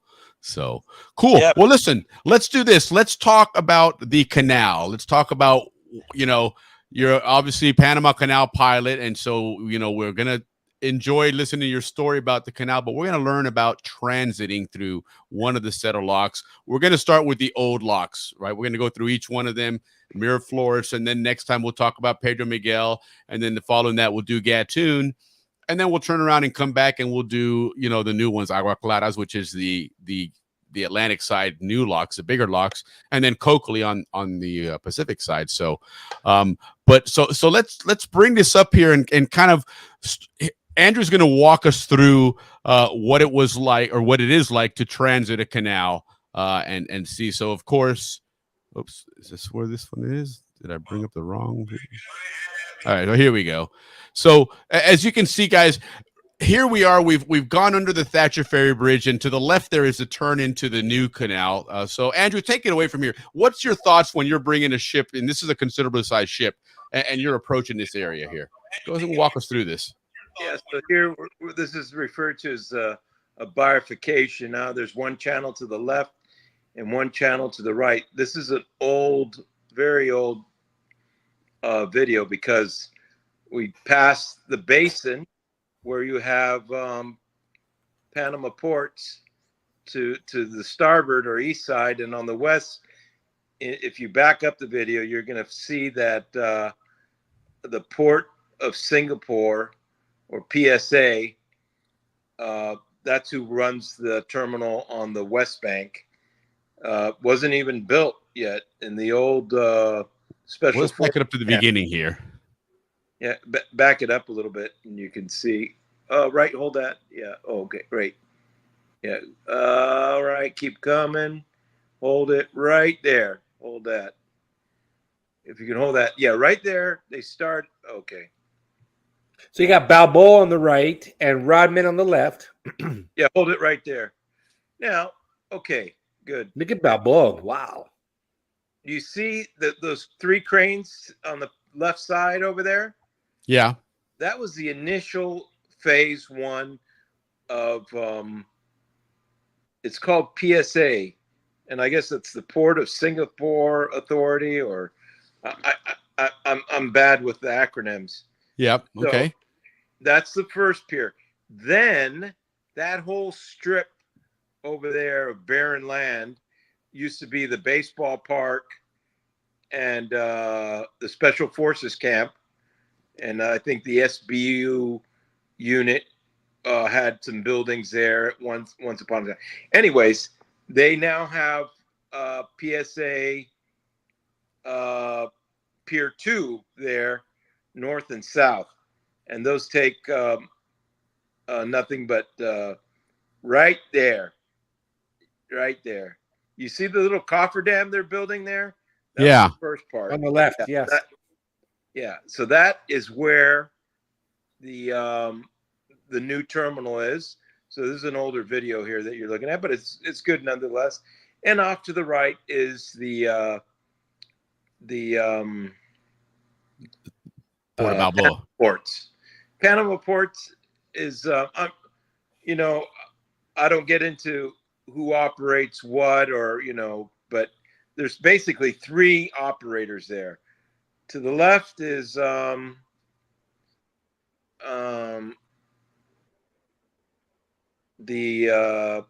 PSA. To the right is Panama Ports, and just south of PSA is a local company that runs the underground bunker facility, or the storage tanks. Those tanks. They have some tanks that are closer, I think, or further. Right? Okay. Yeah. Keep coming. Keep coming.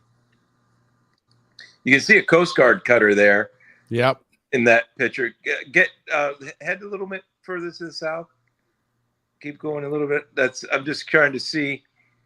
This is keep going. Let me see something here.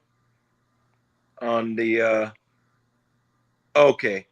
See the Coast Guard cutter? Yep. Yeah. On the left. Yeah. So right there, that's Pier 2 of Rodman. And there's Pier 1, 2, and 3. 3 is where you see that Panama has their naval vessels. They just finished refurbishing it, putting fendering in there. And I think they're going to bring that pier back to life because nothing was landing there. Maybe a panga or something small or an LCM, but nothing substantial. And actually Navy boats had to look for other places to dock because obviously so here you can see, I think it's called Patsa is the oil terminal, and that's where you see the tanker, and the Navy boats will go there on a space available, Wow. Yeah, space available. Then there's PSA. Then to the right is Panama Ports, and then further south of the Panama Ports is the dry dock, which they just started opening up again. They opened it, they closed it, they opened it, they closed it, and they opened it. So yeah, you can't hardly see it from this angle here. Andrew, we got a good question there from a Canal pilot. So this is as true for Daniel as you're gonna get. Do the Chinese actually run the canal, or is it the Panamanians? That's an interesting question. That's interesting, and a lot of people have been asking me that, and a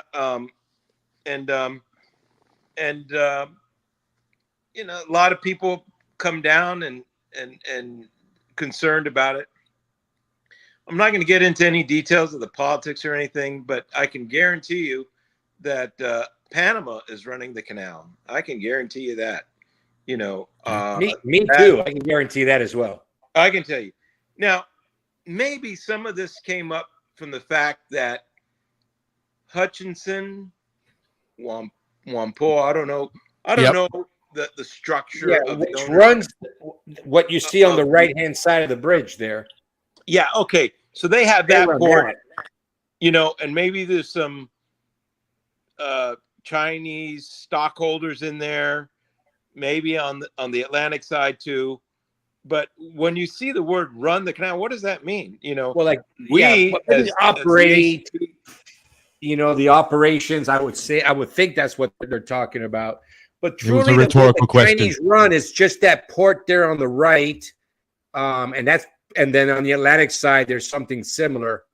Yeah, but who brings the ships in and out? The Panama Canal pilot. Yeah, Panama Canal pilot. American I think that argument came out when it was disclosed that these guys were managing both ports, and so it basically was said, well, they can just sink a ship at the entrances to the canal since they control the entrances. Who would be driving that ship? Exactly. Yeah, so again, it's I would be driving that ship, and I guarantee you, nobody is going to be getting in the way of that operation. Right. Exactly. So, you can set assured that me and my cohorts keep the canal and the operation safe, and doesn't matter what flag the ship is. In the end, the Panama Canal pilot and the authority is going to take all due regards for safe transit and expeditious transit. That's it. So, and no other outside influence is going to say different. in those regards. Yeah. So the operation of the ports has no say in the operation of the ships. No, they're at the mercy of our discretion because Right on. the canal has precedence. The morning lineup and has precedence over port operations. Let's get the ships through. Now, when I'm doing harbor, and they remind me, okay, you can get in that line, but don't slow down the guy behind you. I'm very conscientious. So the full transit canal is always top priority. Oh, of course, yeah. Right on. Yeah, Interesting. Yeah, Interesting. and would put I would put bet my money on that. 90% of the workforce in the canal is Panamanian. Oh yeah. Yeah, I think Daniel, it's more management. Did we answer you? And Daniel, this is true. This is facts. I mean, this is coming from a canal pilot, and the question is, run the canal. I don't know, what that. I don't. It is. You're right. It's a loosely used term. It could mean a lot of different things, but yeah, you're absolutely right. I think at the end of the day, the operation of ships through the channel, through the locks, is at the discretion of the pilots and the ACP, and the ports have no say in that. In fact, as you said, even when they want to get ships in and out, those guys have to get in line, and the ships transiting through the canal always take priority. Yeah, and everything is pretty fluid, from face value as far as. Thank you, Daniel. Ports, we try and keep everything safe. We try to keep everybody happy in the sense that not delay the ship. Right. When I'm in harbor, I analyze the dynamics of what kind of ship is. Can I go ahead of this guy? Can I go behind this guy? He's got the locks at this time. There's a lot of number crunching you do in your head, and you say, yeah, I can make it down there, no problem, into the basin, turn in, and not delay anybody, and do so safely. So interesting. Cool. So let's go ahead and start our process. And as we're approaching the Miraflores locks here, so at what point are you starting to actually make or start your procedures to enter the locks, as opposed to just sailing straight through as you're doing here? Well, let's start at the beginning there. Hold it right there. Okay, so right there. And the reason why I paused it right there was because that building off to the right is a pilot reporting station. Not the white shiny building, but to the right of that. Yeah, the smaller one, the second one. So that's where we report in.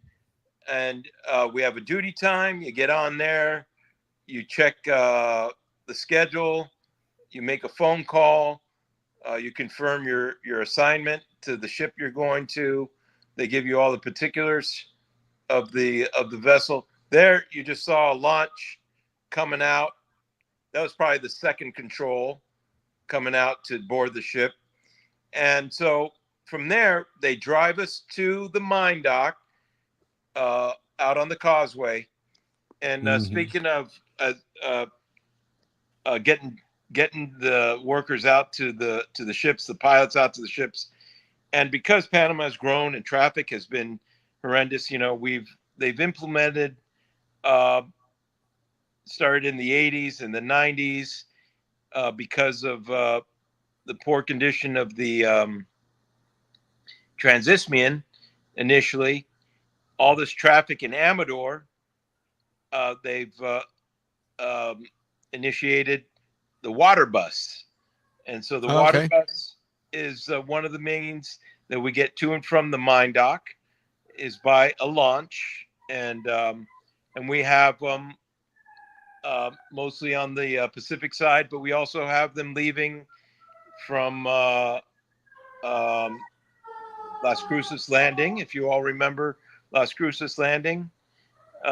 They're just north of Pedro Miguel.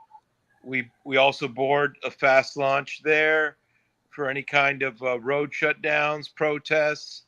We used recently in the strikes across the country to keep the canal running, and we just jump on there and head over to Gatun, or vice versa, back over this way. and then we take our secret road back. Same thing going out to the mine dock, and a lot of people may or may not know where the mine dock got its name from. Was the pier that they loaded mines to the railroad track that came out there. I don't know the exact details, but from what I understand, that they would load the sea mines from that pier, and they had numerous minefields on the Pacific entrance. That's another story. Anyways, we go out from the mine dock by launch, board the ship, check our radio, get our times down, and now, typically, how soon before you're scheduled to start your transit do you have to arrive on the ship? Well, let's say that there's established a standard time for every type of ship that is based on displacement, locomotives, control pilots, all kinds of factors are taken into consideration.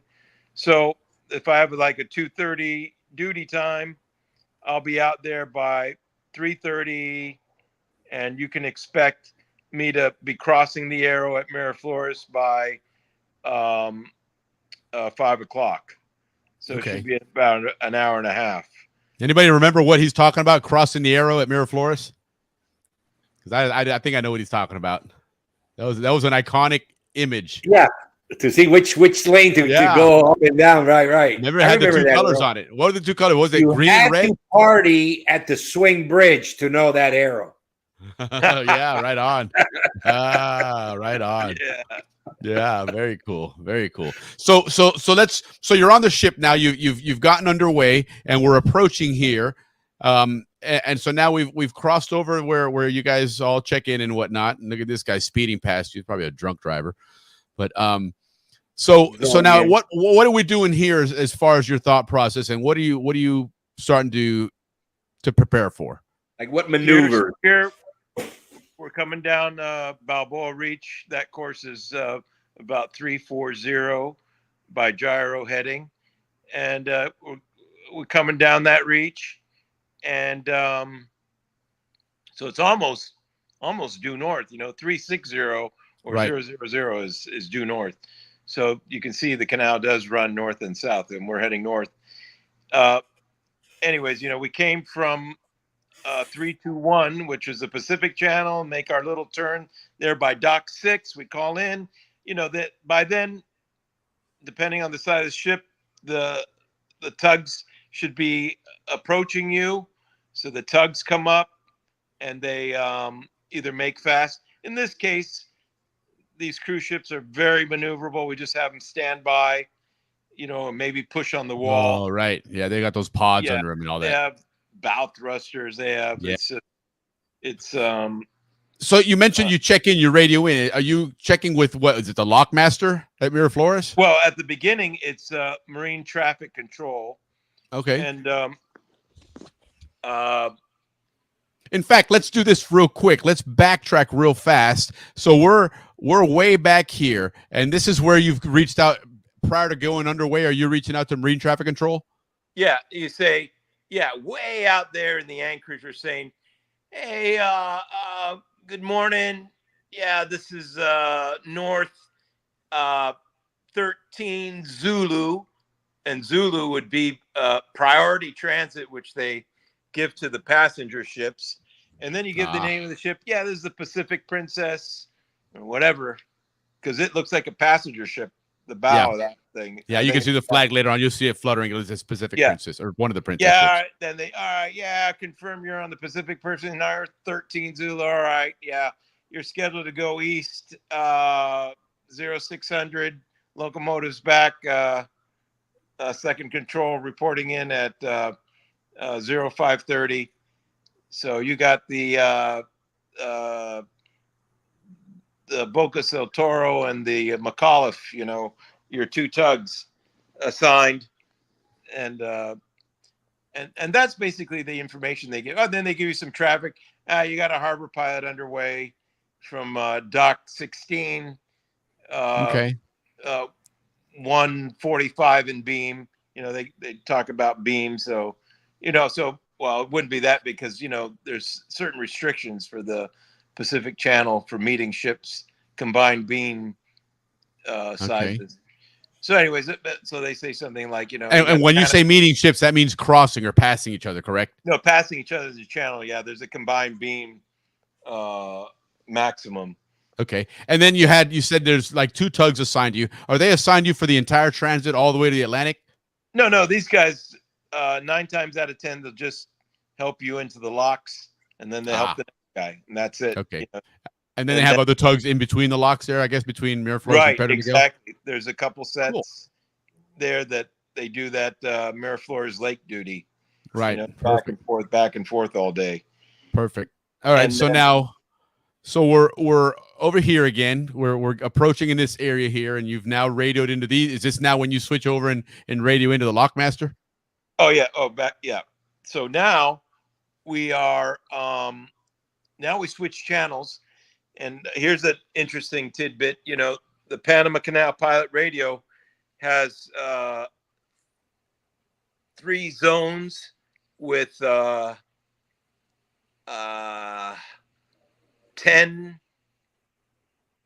to 12 to 15 channels per zone. So we have 45 channels, and that every single one of them is used for something or another. They're for locks, working tugs, talking to shoreside facilities, emergency channels, pilot to pilot channels. So a lot of different people have to communicate at all times. Yeah. Wow. And of course, the majority of the channels that you work on are like 6 or 7 different frequencies. But so here we're on channel 1, and now we're going to go east at Miraflores, and that's channel, I can't remember because I haven't been northbound in the old locks in a long time.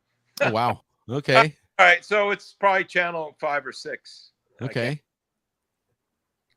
So now we switch over. We tell the tugs, all right, let's go to channel 5. Miraflores, you know, that's Miraflores East. And so now we check Lockmaster. Yeah, good morning. North 13 Zulu. Oh, it is a Pacific. You can see the flag there. That's a Princess Cruises. Princess. And you just say North 13 Zulu. And remember, guys, everything northbound is odd numbered. Everything southbound is even numbered. Okay. Oh, very good. I don't know if you guys knew that. And everybody has, you know, if you're carrying dangerous cargo, then you're a Bravo ship, and you'll have 13 Bravo. Or if you're left over from the day before, then you're an Alpha ship. Yeah, so if you originally started on Monday and finishing on Tuesday, that's an Alpha. If you're involved in 2 ships in one chamber, the second one is the X-ray or the extra piece. Okay. So these are just some designations after there. So anyway, after the main number, you know, so North 13 Zulu, checking radio. He said, all right, yeah, good morning, 612 locomotives on the way back, all the way on this channel. Something like that. Okay. So now we start maneuvering here, approaching the arrow, you know, and the arrow has different information. If it's straight up or straight down, it tells you about the chamber, condition of the chamber, tells you if you should tie up. If the chamber's ready, then it's at parallel and you can just go right in. If you want to do the wall, then it's at an angle 45 degrees to the wall. If they're turning around the direction, there's a signal for that. In the mud is another thing. So here you are coming. As you can see, they stem the current here. And then coming along, there's the rowboat comes out. They throw down the lines to the rowboat. You see the spill.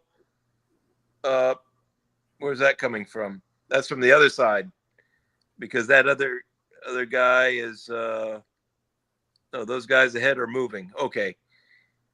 And then you get your locomotives fast here, you're alongside the wall and you're waiting. The other guys ahead, they're moving. There they go. See the spill Yeah, on the Andrew, left? on the left, what is that water coming? Oh, no, what is that water coming out? What is that? That's the chamber on the west side, and then you'll see it on the east side coming out. There it goes. Yeah, on the east side. Yeah. There. So remember, guys, water seeks its own level. Okay. So what they're doing with these is as the chamber in front of it is lowering, it's evening with the one behind it, is what they're doing here. And you watch because they both move at the same time. The and they chamber meet. ahead, the chamber you're going into, they're lowering the water so you can go. Correct. Yeah. Because you're going in that chamber, that first chamber that's filled up, that the guy ahead of you just used to go to the next chamber. Oh, you can see the water going down, and then this water coming out from that chamber. Exactly. And once That's it so reaches, that you can go in that west and east side. Odd. You see that? Only at the yacht club you can know this. Exactly, right? And there they go. Oh, Andrew. All right, so we're going in. This is Right, it. now at this point, with this ship, Andrew. Hold on. You went past a little bit. Some interesting things. They used to have a chain. Can't see it now. They had a chain. Yeah, right there, mate. I'll tell you a story about that in a second. When you get a little bit closer to the right there. Yeah, right there. Okay, right there. There used to be a chain, not during my time, but there was a chain that would that they'd raise off the bottom of the floor, and that would prevent the ship from going in prematurely and ramming the gates or anything like that. That chain is long gone. But what's interesting is I worked with people before, and interesting characters like Jody Chamberlain, Captain Jody Chamberlain, and he was one of my mentors, and he was like the number 1 pilot for years. And now it's Tom Welch, another fine pilot. He's number 1, Tom Welch. But Jody would tell me, I love driving in the jitney with Jody, and he'd tell me stories. They used to on the radio say, "I'm hanging off the chain. I'm hanging off the chain." Some kind of communication. Everybody knew that they would come right up to the jaws of the locks and just sit there waiting for the locks to open. So in case somebody was wondering where you're at, or because back then they don't have the means. We just look on our PPU, which is our portable pilot unit, and we can see in real time, the ship moving. Sure. Next chamber, and you can make. But before that, everything was based on timing, just sight of eye and what you hear on the radio, and we used to have these markers in the Gaillard cut. And before GPS, you could time yourself between those markers and get an estimate of your running time in the cut, how fast. Sure. All that stuff is gone. You look at the window and then look at your watch, and 45 seconds would go by, and you go, "All right, I'm doing 7.5 knots." Right. Yeah. Because you had to calculate, factor in wind and everything else. So this way you knew what it really was based on your thrust setting and everything. So we have a question here in the audience there. Even a tourist boat doing a partial transit, do they need a pilot from the ACP on board? Oh, it doesn't matter what you're doing on. Well, let me correct that. If you're 65 feet and over, then you're going to have a pilot on there. If you're under 65 feet, you're going to have a pilot advisor. And those guys quite talented individuals. A lot of them are captains from the tugboats doing some extra duty. A lot of them are security guys, from Canal Security. Some of them are from the schedulers or from Marine Traffic Control.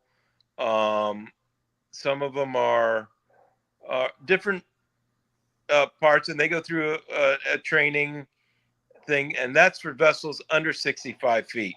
Sure, where less nautical skills are needed. What's that? There were a lot less nautical skills are probably needed to move. Yeah, but I'll tell you, those boats can be a handful. I'll tell you, those boats, you have maybe a green crew on there, and they have to nest 3 boats up at the same time. I mean, there's been some interesting evolutions with boats. They can be a handful. Interesting. And the funny thing is, when I brought the Serenity through, I was driving it, and it's under 65 feet, and I didn't say anything to the advisor. I didn't tell him, that I was a port captain or anything. Let him do his gig. Slow down there. Oh, you can't. Freaking backseat driver over here. No, you can't go in the cut. You can't go in the cut yet. That's great. And then here's another question. Did you ever know a Captain Carey, pilot and next door neighbor in Gatun? Well, he was my mentor. When I'm talking about mentors, at the beginning, he is John Carey. He was number one as far as, and I spent 2 weeks with him as a pilot in training, and I'm still in contact with him. And so we get back then when we started training, and we'll get into that a little bit about the different steps and everything. Back then, when you first come aboard as a pilot in training, one of the first 90 days or six months, I don't know. Anyways, you get to pick somebody from the pilot force, and I picked him. And you spend 2 weeks. You just shadow him for 2 weeks. Very good. You just shadow him. So, well, if he'd like to, I'd love to have him on. When you talk to him again, it would be great to have both of you guys on. Fantastic. Oh, fantastic! He's got some great stories. He had just fantastic. It would be fantastic to talk to him. Cool. Well, tell him that Daniel Kochlischer, hope I pronounced it correctly, Daniel, mentioned him on here. But yeah, that would be a lot of fun if we can get him on here. And then Tiernan's talking about her grandpa, Albert Wilder. So you would do canal transits, right on. That's awesome. Those are the awesome things of growing in the zone that way for sure. Partial yeah. What type of vessel are they doing that partial transit for the reunion on? We're going on the Serenity on my boat. It's a cat, and you go to our website and you can see the vessel, and we're already sold out on the northbound. If you guys are interested in the southbound, we're coming back light, as they say. We haven't scheduled the southbound transit because the schedule is not so precise as the northbound one, but it's a power cat with 2 decks, 2 nice big heads, and beautiful 360-degree view of everything. And we'll go, that's referred to as a sidewall handline. So we'll be right up against either a piece of floating equipment like a tug or another small passenger boat, or even against the wall. We'll have fendering to be right against the wall, and we'll be following behind the main piece early that Thursday morning. Very cool. That sounds like that's going to be exciting. Yeah, we might even have to do a bit of a live broadcast. Oh yeah, we do live. Yeah, and she'll get up and run about 18 knots. We'll do about 18 knots through the cut, depending on our schedule. And, right on. Well, there you go, Yvonne. Now you know it's a Serenity, and go on to his website, Istmo Group. I've got it up here. Hold on. I just pulled it up. istmogroup.com. Check them out. We've got obviously the Cascadas Lodge where he's broadcasting from right now. but then also you can go ahead and look at the different boats they have and talk about charting, and not just for the Canals and Reunion, guys. If you got some friends that need to go or wanted to take a trip down to Panama and do some boat charters, we had him on a couple of weeks ago with Dave Dahlstrom, and they were doing all that whale watching. It was really, really cool. So, we obviously think the Panama Canal, phenomenal. Yeah, that to me is was, pretty awesome there, man. It was amazing that, those animals, those whales are just, they found a stick right there off of Saboga, which is the island west of Contadora. Correct.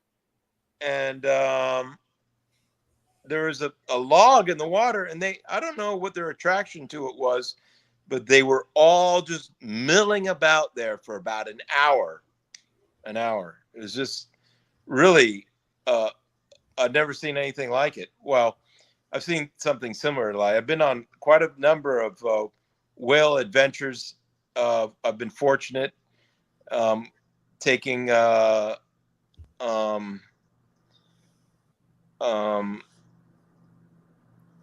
camera crew from the Smithsonian, and it was quite an experience. And to get in the water with those animals is just amazing. But come down and see the whales next summer. Come and see them. We're at the end of the season now. Just an amazing sight to see the whales in action. Nice. And Daniel has another question here about requalifications. Do you guys have to how often do you guys have to get recertified? Oh yeah, okay, yeah. So yeah, we have. It's interesting. We have similar terminology. We have our check rides. We have our I don't know what other terminology they use in there, but we have check rides as far as our training goes. But once you get qualified and everything, every 5 years we got to do a bridge resource management. They have something similar, I think, in the cockpit. They have cockpit resource management. Yeah, so we have bridge resource management, firefighting. We do emergency procedures, for ship handling in extreme weather, or ship handling and emergency or reduced visibility. And so, and that was the thing that we were talking about, Will, the different steps as you move up in hierarchy in the Panama Canal. You start off, you come in and you do your basic entry level, which is called pilot and training, PIT. And you come in there the PI. The whole training program is 2 years. Well, let me backtrack that. The whole initial training, because you're always learning and training, but to become a fully qualified, 100% bona fide Panama Canal pilot takes over 14 years. So, wow. Yeah, in case you guys didn't know that. And that's before you can take anything through. And there's some sub categories or special qualifications or qualifications. Like for nuclear submarines, there's 2 qualifications for the Trident and for the fast attack. You have to be qualified for that. For the liquid, for the liquid gas or the liquid petroleum, that was special one. Yeah, the LNG. Yeah. You have to do a couple of observation rides, as they call it. Sure. So that's for the LNG. You have to become qualified for that, and there's a bunch of other little things in there. So the first 2 years, the first 6 months, you're just following people around. You do your mentor thing, and you're just, some people let you handle, some people let you work, some people just tell you to sit back and watch. Right. And then after 6 months, you take your first exam, and you take your practical chart exams. So you have all the courses memorized, the distances, the region, all that. So that's your first exam, and then you do a check ride for your first limited pilot is I think 225, which are right there for those tuna boats. You guys remember the tuna boats? Yeah, a lot of you got the tuna boats, and so that's your first solo is on. My first solo was on a 225. It was an LCM, one of those Mike boats from the Army. Oh yeah. Yeah, that's back. It was back in '97 when they were still down and around here. Sure. So, and I think And he's asking, is it in English? Is all your training done in English? Yeah, everything is in English. Everything is in English, and is that like it? Because aviation, the standard aviation language is English around the world. Is that the same for same in the maritime? Pretty much same. Right on. He talks to you in English, and all the tug orders are in English, and because it can be challenging. Sure. Sometimes there's a communication gap, and you don't want any of that. Where I was going, Pedro McGill, I'll never forget on the west side going north on a Chinese ship, and I'm looking over the side, and I said starboard 10, and they said stop engine. No, not stop engine. Starboard. So that's funny. and then maybe they mishear or rudder command given, hard to starboard, and they go hard to port. So and we have training for that. You don't say no, not hard to port. Right.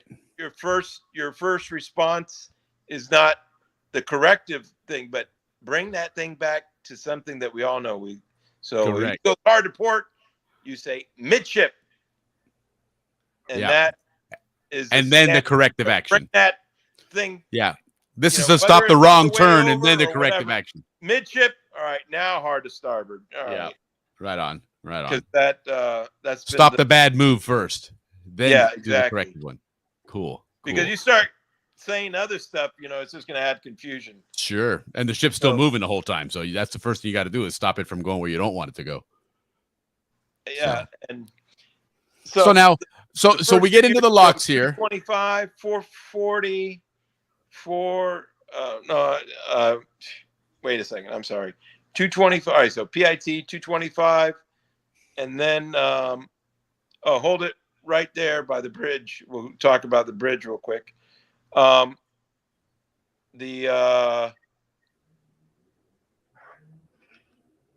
can't remember. Anyways, that's bad. The last limited pilot is 526. Oh yeah, now I remember. It was 400, and this is by length. I was gonna say by length of ship. Okay. Yeah, 400, 440. And I think they added that extra 40 feet because there's a certain class of ship that people were having trouble with.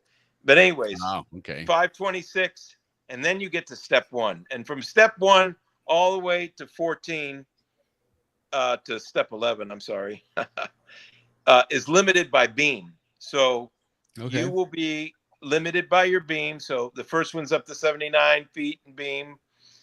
Everything is done by beam. And beam is the width of the ship, guys. So. Yeah, I'm sorry. Yeah, the width. So 79, anything up to 79. Then 79 to 85, 85 to 90, 90 to 95, 95 to 100.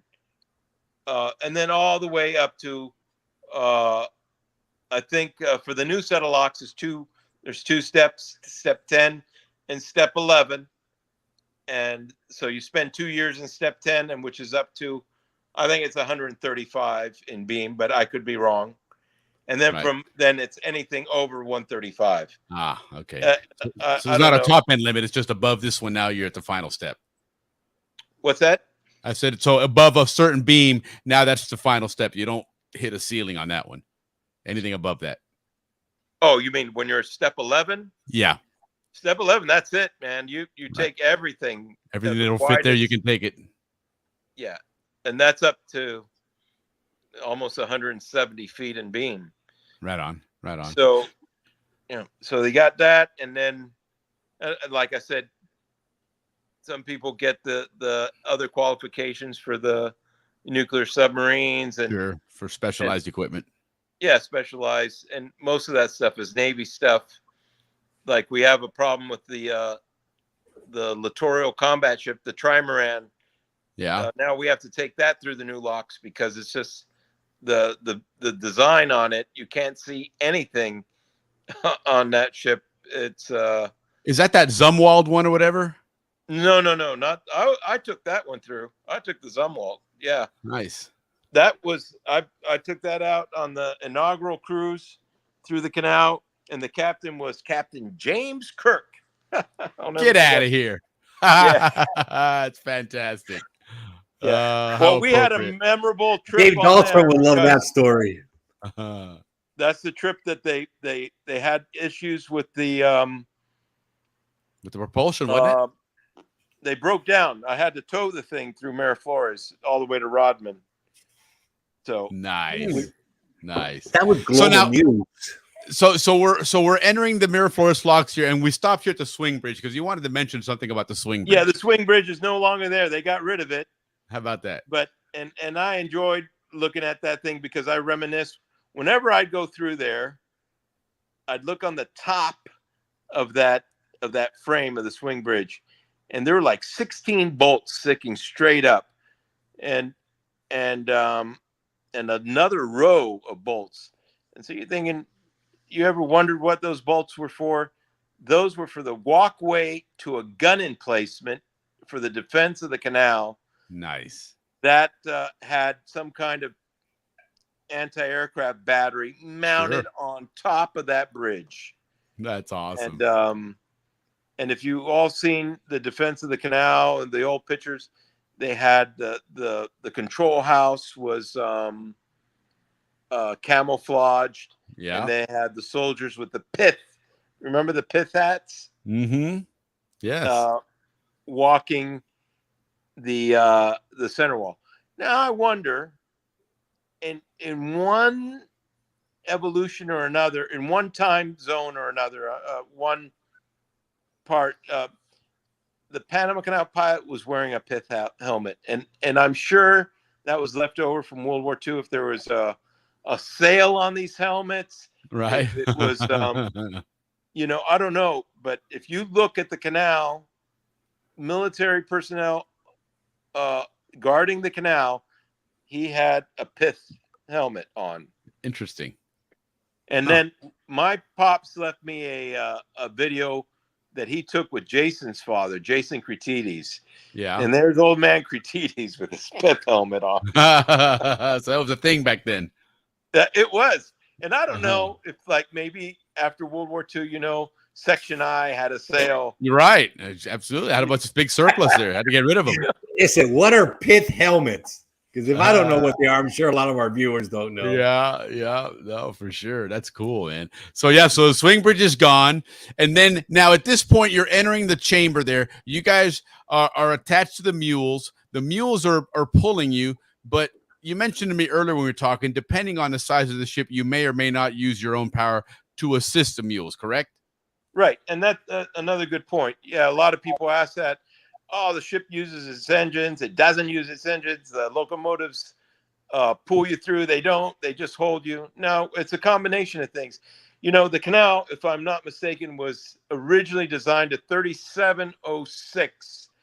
3706, that's a cakewalk in that chamber. But somebody came up with the idea of 3906. And especially where that guy is out there, the guy ahead of us, 3906, and you're coming out of the Jaws northbound, you get up to maybe a knot and a half, 2 knots. All right, I got some steam going on here. You get to those Jaws, the under keel clearance gets to just about 0, and I'm telling you, you come to just about a screeching stop. And so, is that from the water current underneath? Yeah, there's no water underneath, and that's the key. That's the key to keeping the ship moving. Forget the sides. Yeah, right. That don't matter. If you don't have water underneath the ship, you are not going anywhere. Right. And so in that case, you have the engine sometimes on full ahead, and you have the 1s and 2s towing, and if it's an 816, you have the 3s towing. You have everybody towing, and you're just creeping along, and and sometimes I play with it, bring it down to dead slow, stop the engine, kick it up again. But the best thing is just to keep powering on, and coming out of the weak spot for the Panama Canal is the Pedro Miguel. That's the lowest sill there, and you have to pump water into the lake sometimes, and we get hydraulics assist sometimes, and that's when they flush you out because you're so heavy, and when that hydraulic assist, if they have the water available, they open the valves behind you, and that thing just shoots you out like a turd, Woof, Wow. out you go. Right on. That's interesting. So, Now, in that situation, is that an extra a toll or something? You have to pay extra for that, or? the only thing they charge you for in that case is the extra locomotives. They do charge you for, if you are normally a 612 and you come in over draft, then I'd always say, all right, Pacific Locks 816, because that is gonna, you come in over draft, hey, you're messing up the operation. You're really gonna slow things down. Yeah. So I want to get you out as quick as possible. You throw on that extra personnel and locomotives, that'll speed it up a good amount, and it also keep you off the wall, because that quarter at that draft is just, you're sucking to one side or the other. It's just and you can grind. That's where you see a lot of gouges and grinds on there. You have that propeller turning. You have the rudder hard over, and everybody on the other side braking, brake, but sometimes there's nothing you can do, and that thing just grinds into the wall. Right. So now you get into the chamber here. Now they have to, at this point, you have to wait for the other ship to clear, because that water from that chamber is what's going to help fill this one up. Correct. Yeah. Okay. So and they do cross filling. They do. And there it goes. All kinds of ingenious things to save water. And so that guy, the gate closed behind, and then here we go when we start to go up. And now they've reached their same level. They've equalized in level, and that's when they go ahead and open the gates now. And now, again, do you radio to them to proceed, or they radio to you saying we're going to start pulling? Or I guess you're not even holding on to any kind of brakes or anything, so it's not like towing a car. They got their brakes on. The locomotives, yeah, they have their brakes on, and you give all the commands. They can't talk back to you. They can only ring their bell. That's it. They ring their bell. And I like, please acknowledge, ring your bell. Sure. So you heard, because here, 1's abreast, 2's release and hold. All right, here we go, and here you just keep, especially on a cruise ship, we have plenty of power. We just power through, and their goal is to keep these guys off the wall. Right. Especially the cruise ships that always want to have their nice paint job and everything. Cruise ship. I mean, the draft on something like this probably, I don't know, 28 to 32 feet, something like that. It's nothing. Now, question up here. Now you've reached this here. There seems to be two sets of gates here. Why do they have two sets so close together? Yeah, that's the safety gate, and that's the one of the safety features of the locks. And also, they open that gate for the 965. Give it a little extra space for that ship. And they used to have intermediate gates, to save water. So you'd come up. I forgot. I've never even seen them used, but they used to have intermediate gates for not using the whole chamber. Makes sense. If you realize it, whether you're a rowboat or a Panamax, you're using the same amount of water. Correct. Yeah. That makes sense to use a little bit less by cutting down the size of the chamber that you're in. Yeah. And that, I think, only works in a certain I don't know how it works because Sure. I've never seen it used, to be honest. Well, I can imagine it has to be when you're probably during those low water levels times of the year, maybe when Yeah, water but independent of that, priority. I don't know the science behind it in the Oh, I sense got you. that where it works is like, oh, I know where it works. Follow me on this one. You're coming south, and you come into the full chamber length, and if they close it behind you, all that water stays with the lake, and then you're south of that intermediate lock, you can lower down. Do you get me? That's the Yeah. only time it'll work. Okay. Yep. That makes On sense. the lakeside, on Yeah. both sides of the locks. So Interesting. you're extending. There's Duff. Ding ding. Duff knows the story there. He knows it.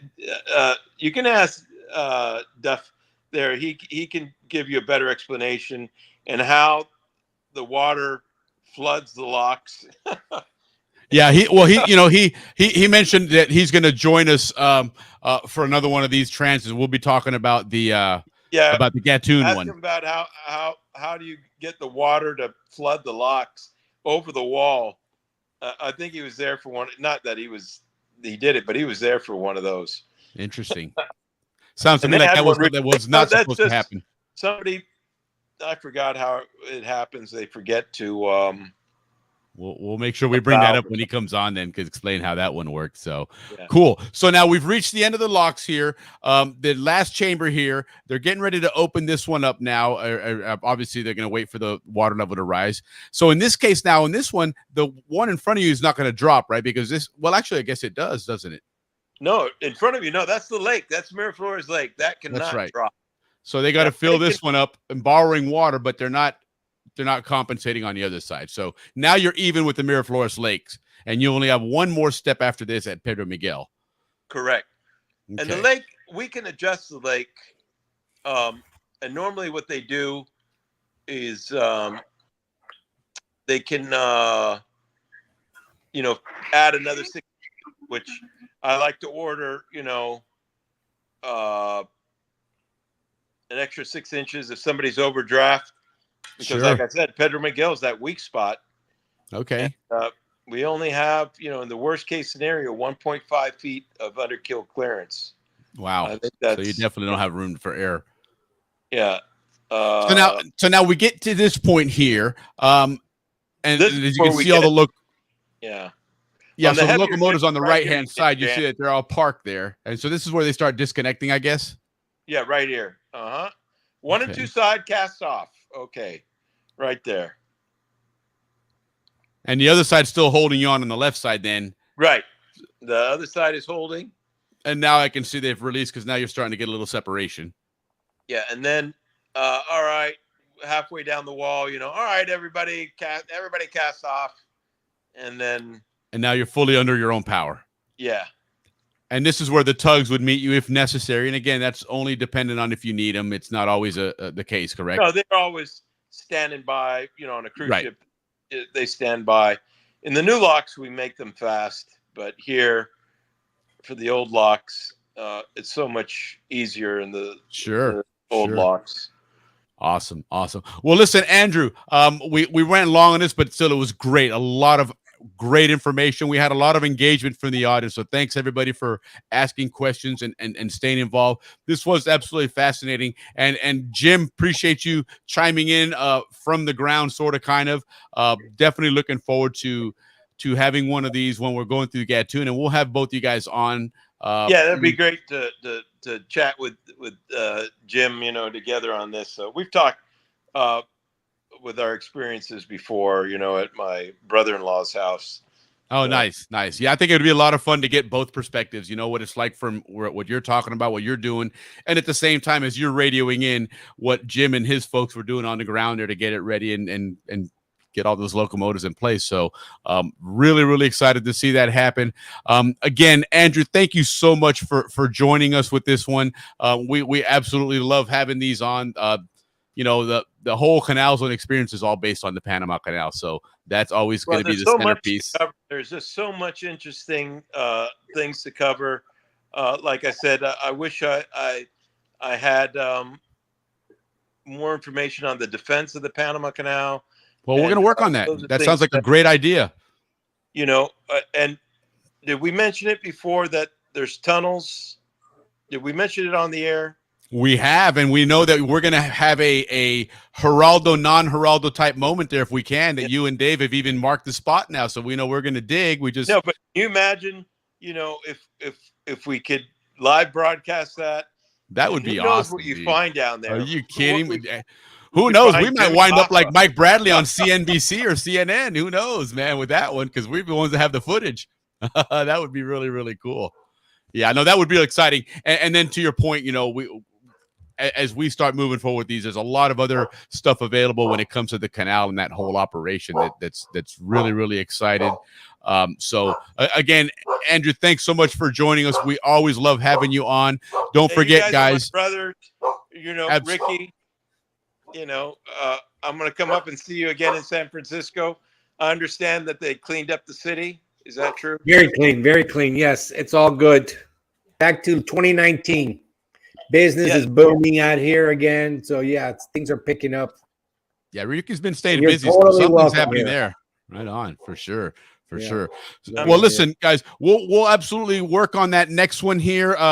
As Jim said, he'd love to help us out. So stay tuned for that one. Again, Andrew, thank you so much, guys. Don't forget Cascadas Lodge. There's still some room available there. And again, not just the Canal Zone reunion. It's something that anytime you want to go to Panama to visit, it's right in the heart and soul of Balboa.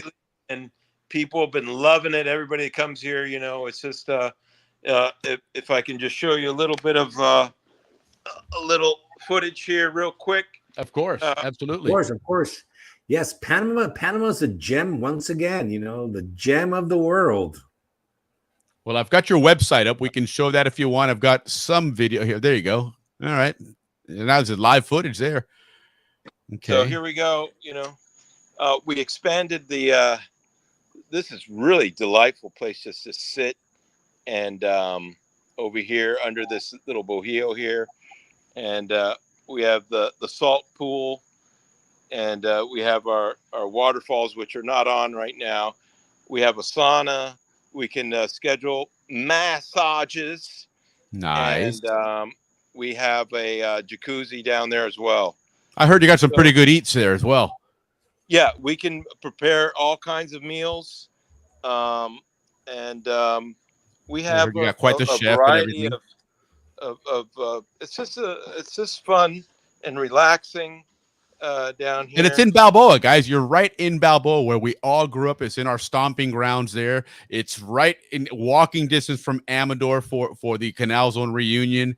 So much to do and so many places to visit. And then, of course, you know, not only his lodge there, but also the boat charters. We're talking about those partial canal transits, but you want to go fishing, you want to go whale watching, you want to go to Contadora for the day. All of these things are available through these guys. So definitely reach out to them. istmogroup.com is the website. Check them out there. Yeah, Guy, exactly. That is your old neighborhood. Absolutely. For the sauna, you just hit this button. I'm going to sit in here, get the heavy metals out. I put this together. That bench is from one of my boats. It's a nice. Right on. But anyways, we got the spa treatment in progress. Oh my gosh, who's getting what? Oh yeah, look at that. Look at that, man. Yeah. Massage. Woo-hoo. You have. I need to go there. I'm feeling all sore now, man. I need to go down and get a massage. Heck yeah, man. That's a look at it's amazing what he has done with what was considered just a traditional, you know, living quarters in Balboa. And look what he's turned us into, a very beautiful looking place, a lot of amenities, great location. So definitely check these guys out. Again, istmogroup.com is the website. You can also find them on Airbnb. They're very highly rated. And I'll tell you what, guys, talk about sticker shock. okay, and not on the bad way that sticker shock. When you go to look at the prices he charges, he's giving that away, man. It's absolutely giving it away. So definitely dry season's coming up. So even after the Canal Zone reunion, check these guys out. You can stay there. You're right in the heart of Balboa. You're in a Zonian location here, and then go out on one of the boats there. Take a trip out to Contadora or something. So but again, Andrew, listen, man, thanks again so much, man. I really, really appreciate you joining us. This has been a lot of fun. Jim, I'm looking forward to having that Gatun transit where we can have both versions of it, the ship version of it and the Lockmaster version of it. But guys, as you can see on the screen there, man, he's got quite the location there. Really, really an awesome place. I'm definitely looking forward to next time I'm in Panama to definitely go and stay there, because it looks like it's the spot to stay in. We can you have the dining area for a nice, delicious breakfast, and we have the bar with some nautical memorabilia, and got the bell. There you go. Great service. You got to ring the bell. And by the way, real quick, Andrew, didn't you partner up with Balboa Trading Company and offer some of their stuff here? Oh yeah, we have some of their products here. Nice. Yeah. Very cool. And that's for sale here. So make sure when you guys go down for the Canal Zone reunion, if you're staying there, make sure you get yourself your tumbler, whatever, so you can have a really cool tumbler to drink out of from Balboa Trading Company, Ruthie MacArthur's outfit. They throw together some good stuff there. So, but again, listen, Andrew, we do have to cut it short here. I guess we can't cut it short. We're actually going long here, but nonetheless, very entertaining show. We had a lot of people still all the way to the end asking questions, and very, very appreciative of what you bring to the table here, Andrew. So love having you on. Come down, everybody. This is we're all family here, and you'll feel right at home. We have some interesting memorabilia, like I mentioned here. We have some things from the Isthmian Canal Company, plaques, old locomotive pressure gauge here, even from the French, and modern stuff here. This light is from the Boham Richard. Yes, which, that's right. I was tasked to bring through the canal, and I remember you mentioned that on one of our earlier shows. 2 days that was cool. Instead of 3. So that was the helicopter carrier that caught fire. Yeah, that's right. It was a dead ship tow, and that was a handful to get through the canal. Yeah. But everybody was happy about that. Well, one of these days we're going to have a show on where you're going to talk about your most challenging issues when it came to transiting the canal, and obviously that was one of them. But so anyhow, guys, again, Andrew, thanks so much for joining us. Looking forward to your next episode. We'll be transiting Pedro Miguel, and then from there, of course, we'll be hitting the Gatun locks as well. But once again, Andrew, thanks so much for joining us. Have yourself an awesome weekend. Thank you, Andrew. All right, brother. See you next month, I love you guys. Love you too. I love the work you do, and thanks for what you do, and it means a lot to me. So thank you. Well, it means a lot that you support us the way you do. You've been in our court since day one, and we much appreciate you. Love you too, brother. Our viewers love you too. Your shows always do well. 100%, absolutely. And there's a couple of them are showing their appreciation. So, Andrew, take care. Have yourself a wonderful weekend, man. Cheers. All right. Thanks, guys. See ya. See ya. All right. That was really cool, man. That was a great episode. It went long, but listen, it's amazing to watch that. You learn so much cool stuff about this. I'm really, really looking forward to the next episode. Thanks again, guys, for joining us. David next week. Yeah, absolutely. So looking forward to that wonderful show. Thanks again for Andrew taking the time to help us out with this one. But let's go ahead and do our thing here and call Great it a night, show, Willie. Appreciate it. Yeah, It was a lot of fun, guys. It's we learned about the canal. We learned about what it takes to drive a ship through there and that stuff. That's what we do here. We reminisce. We go back in time, back to that area that we grew up in that was such an amazing place to live in.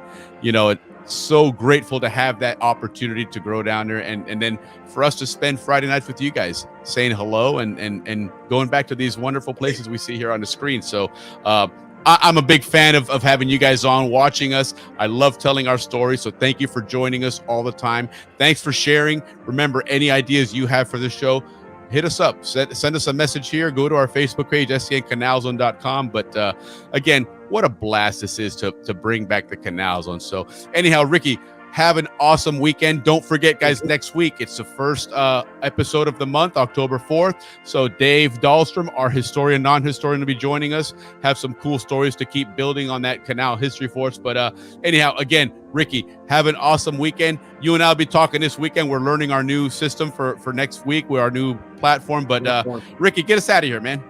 Hey, thanks everybody again for all your comments. Thanks you for asking all those great questions. And remember, we love you very much. Absolutely. Thanks. Take care, guys.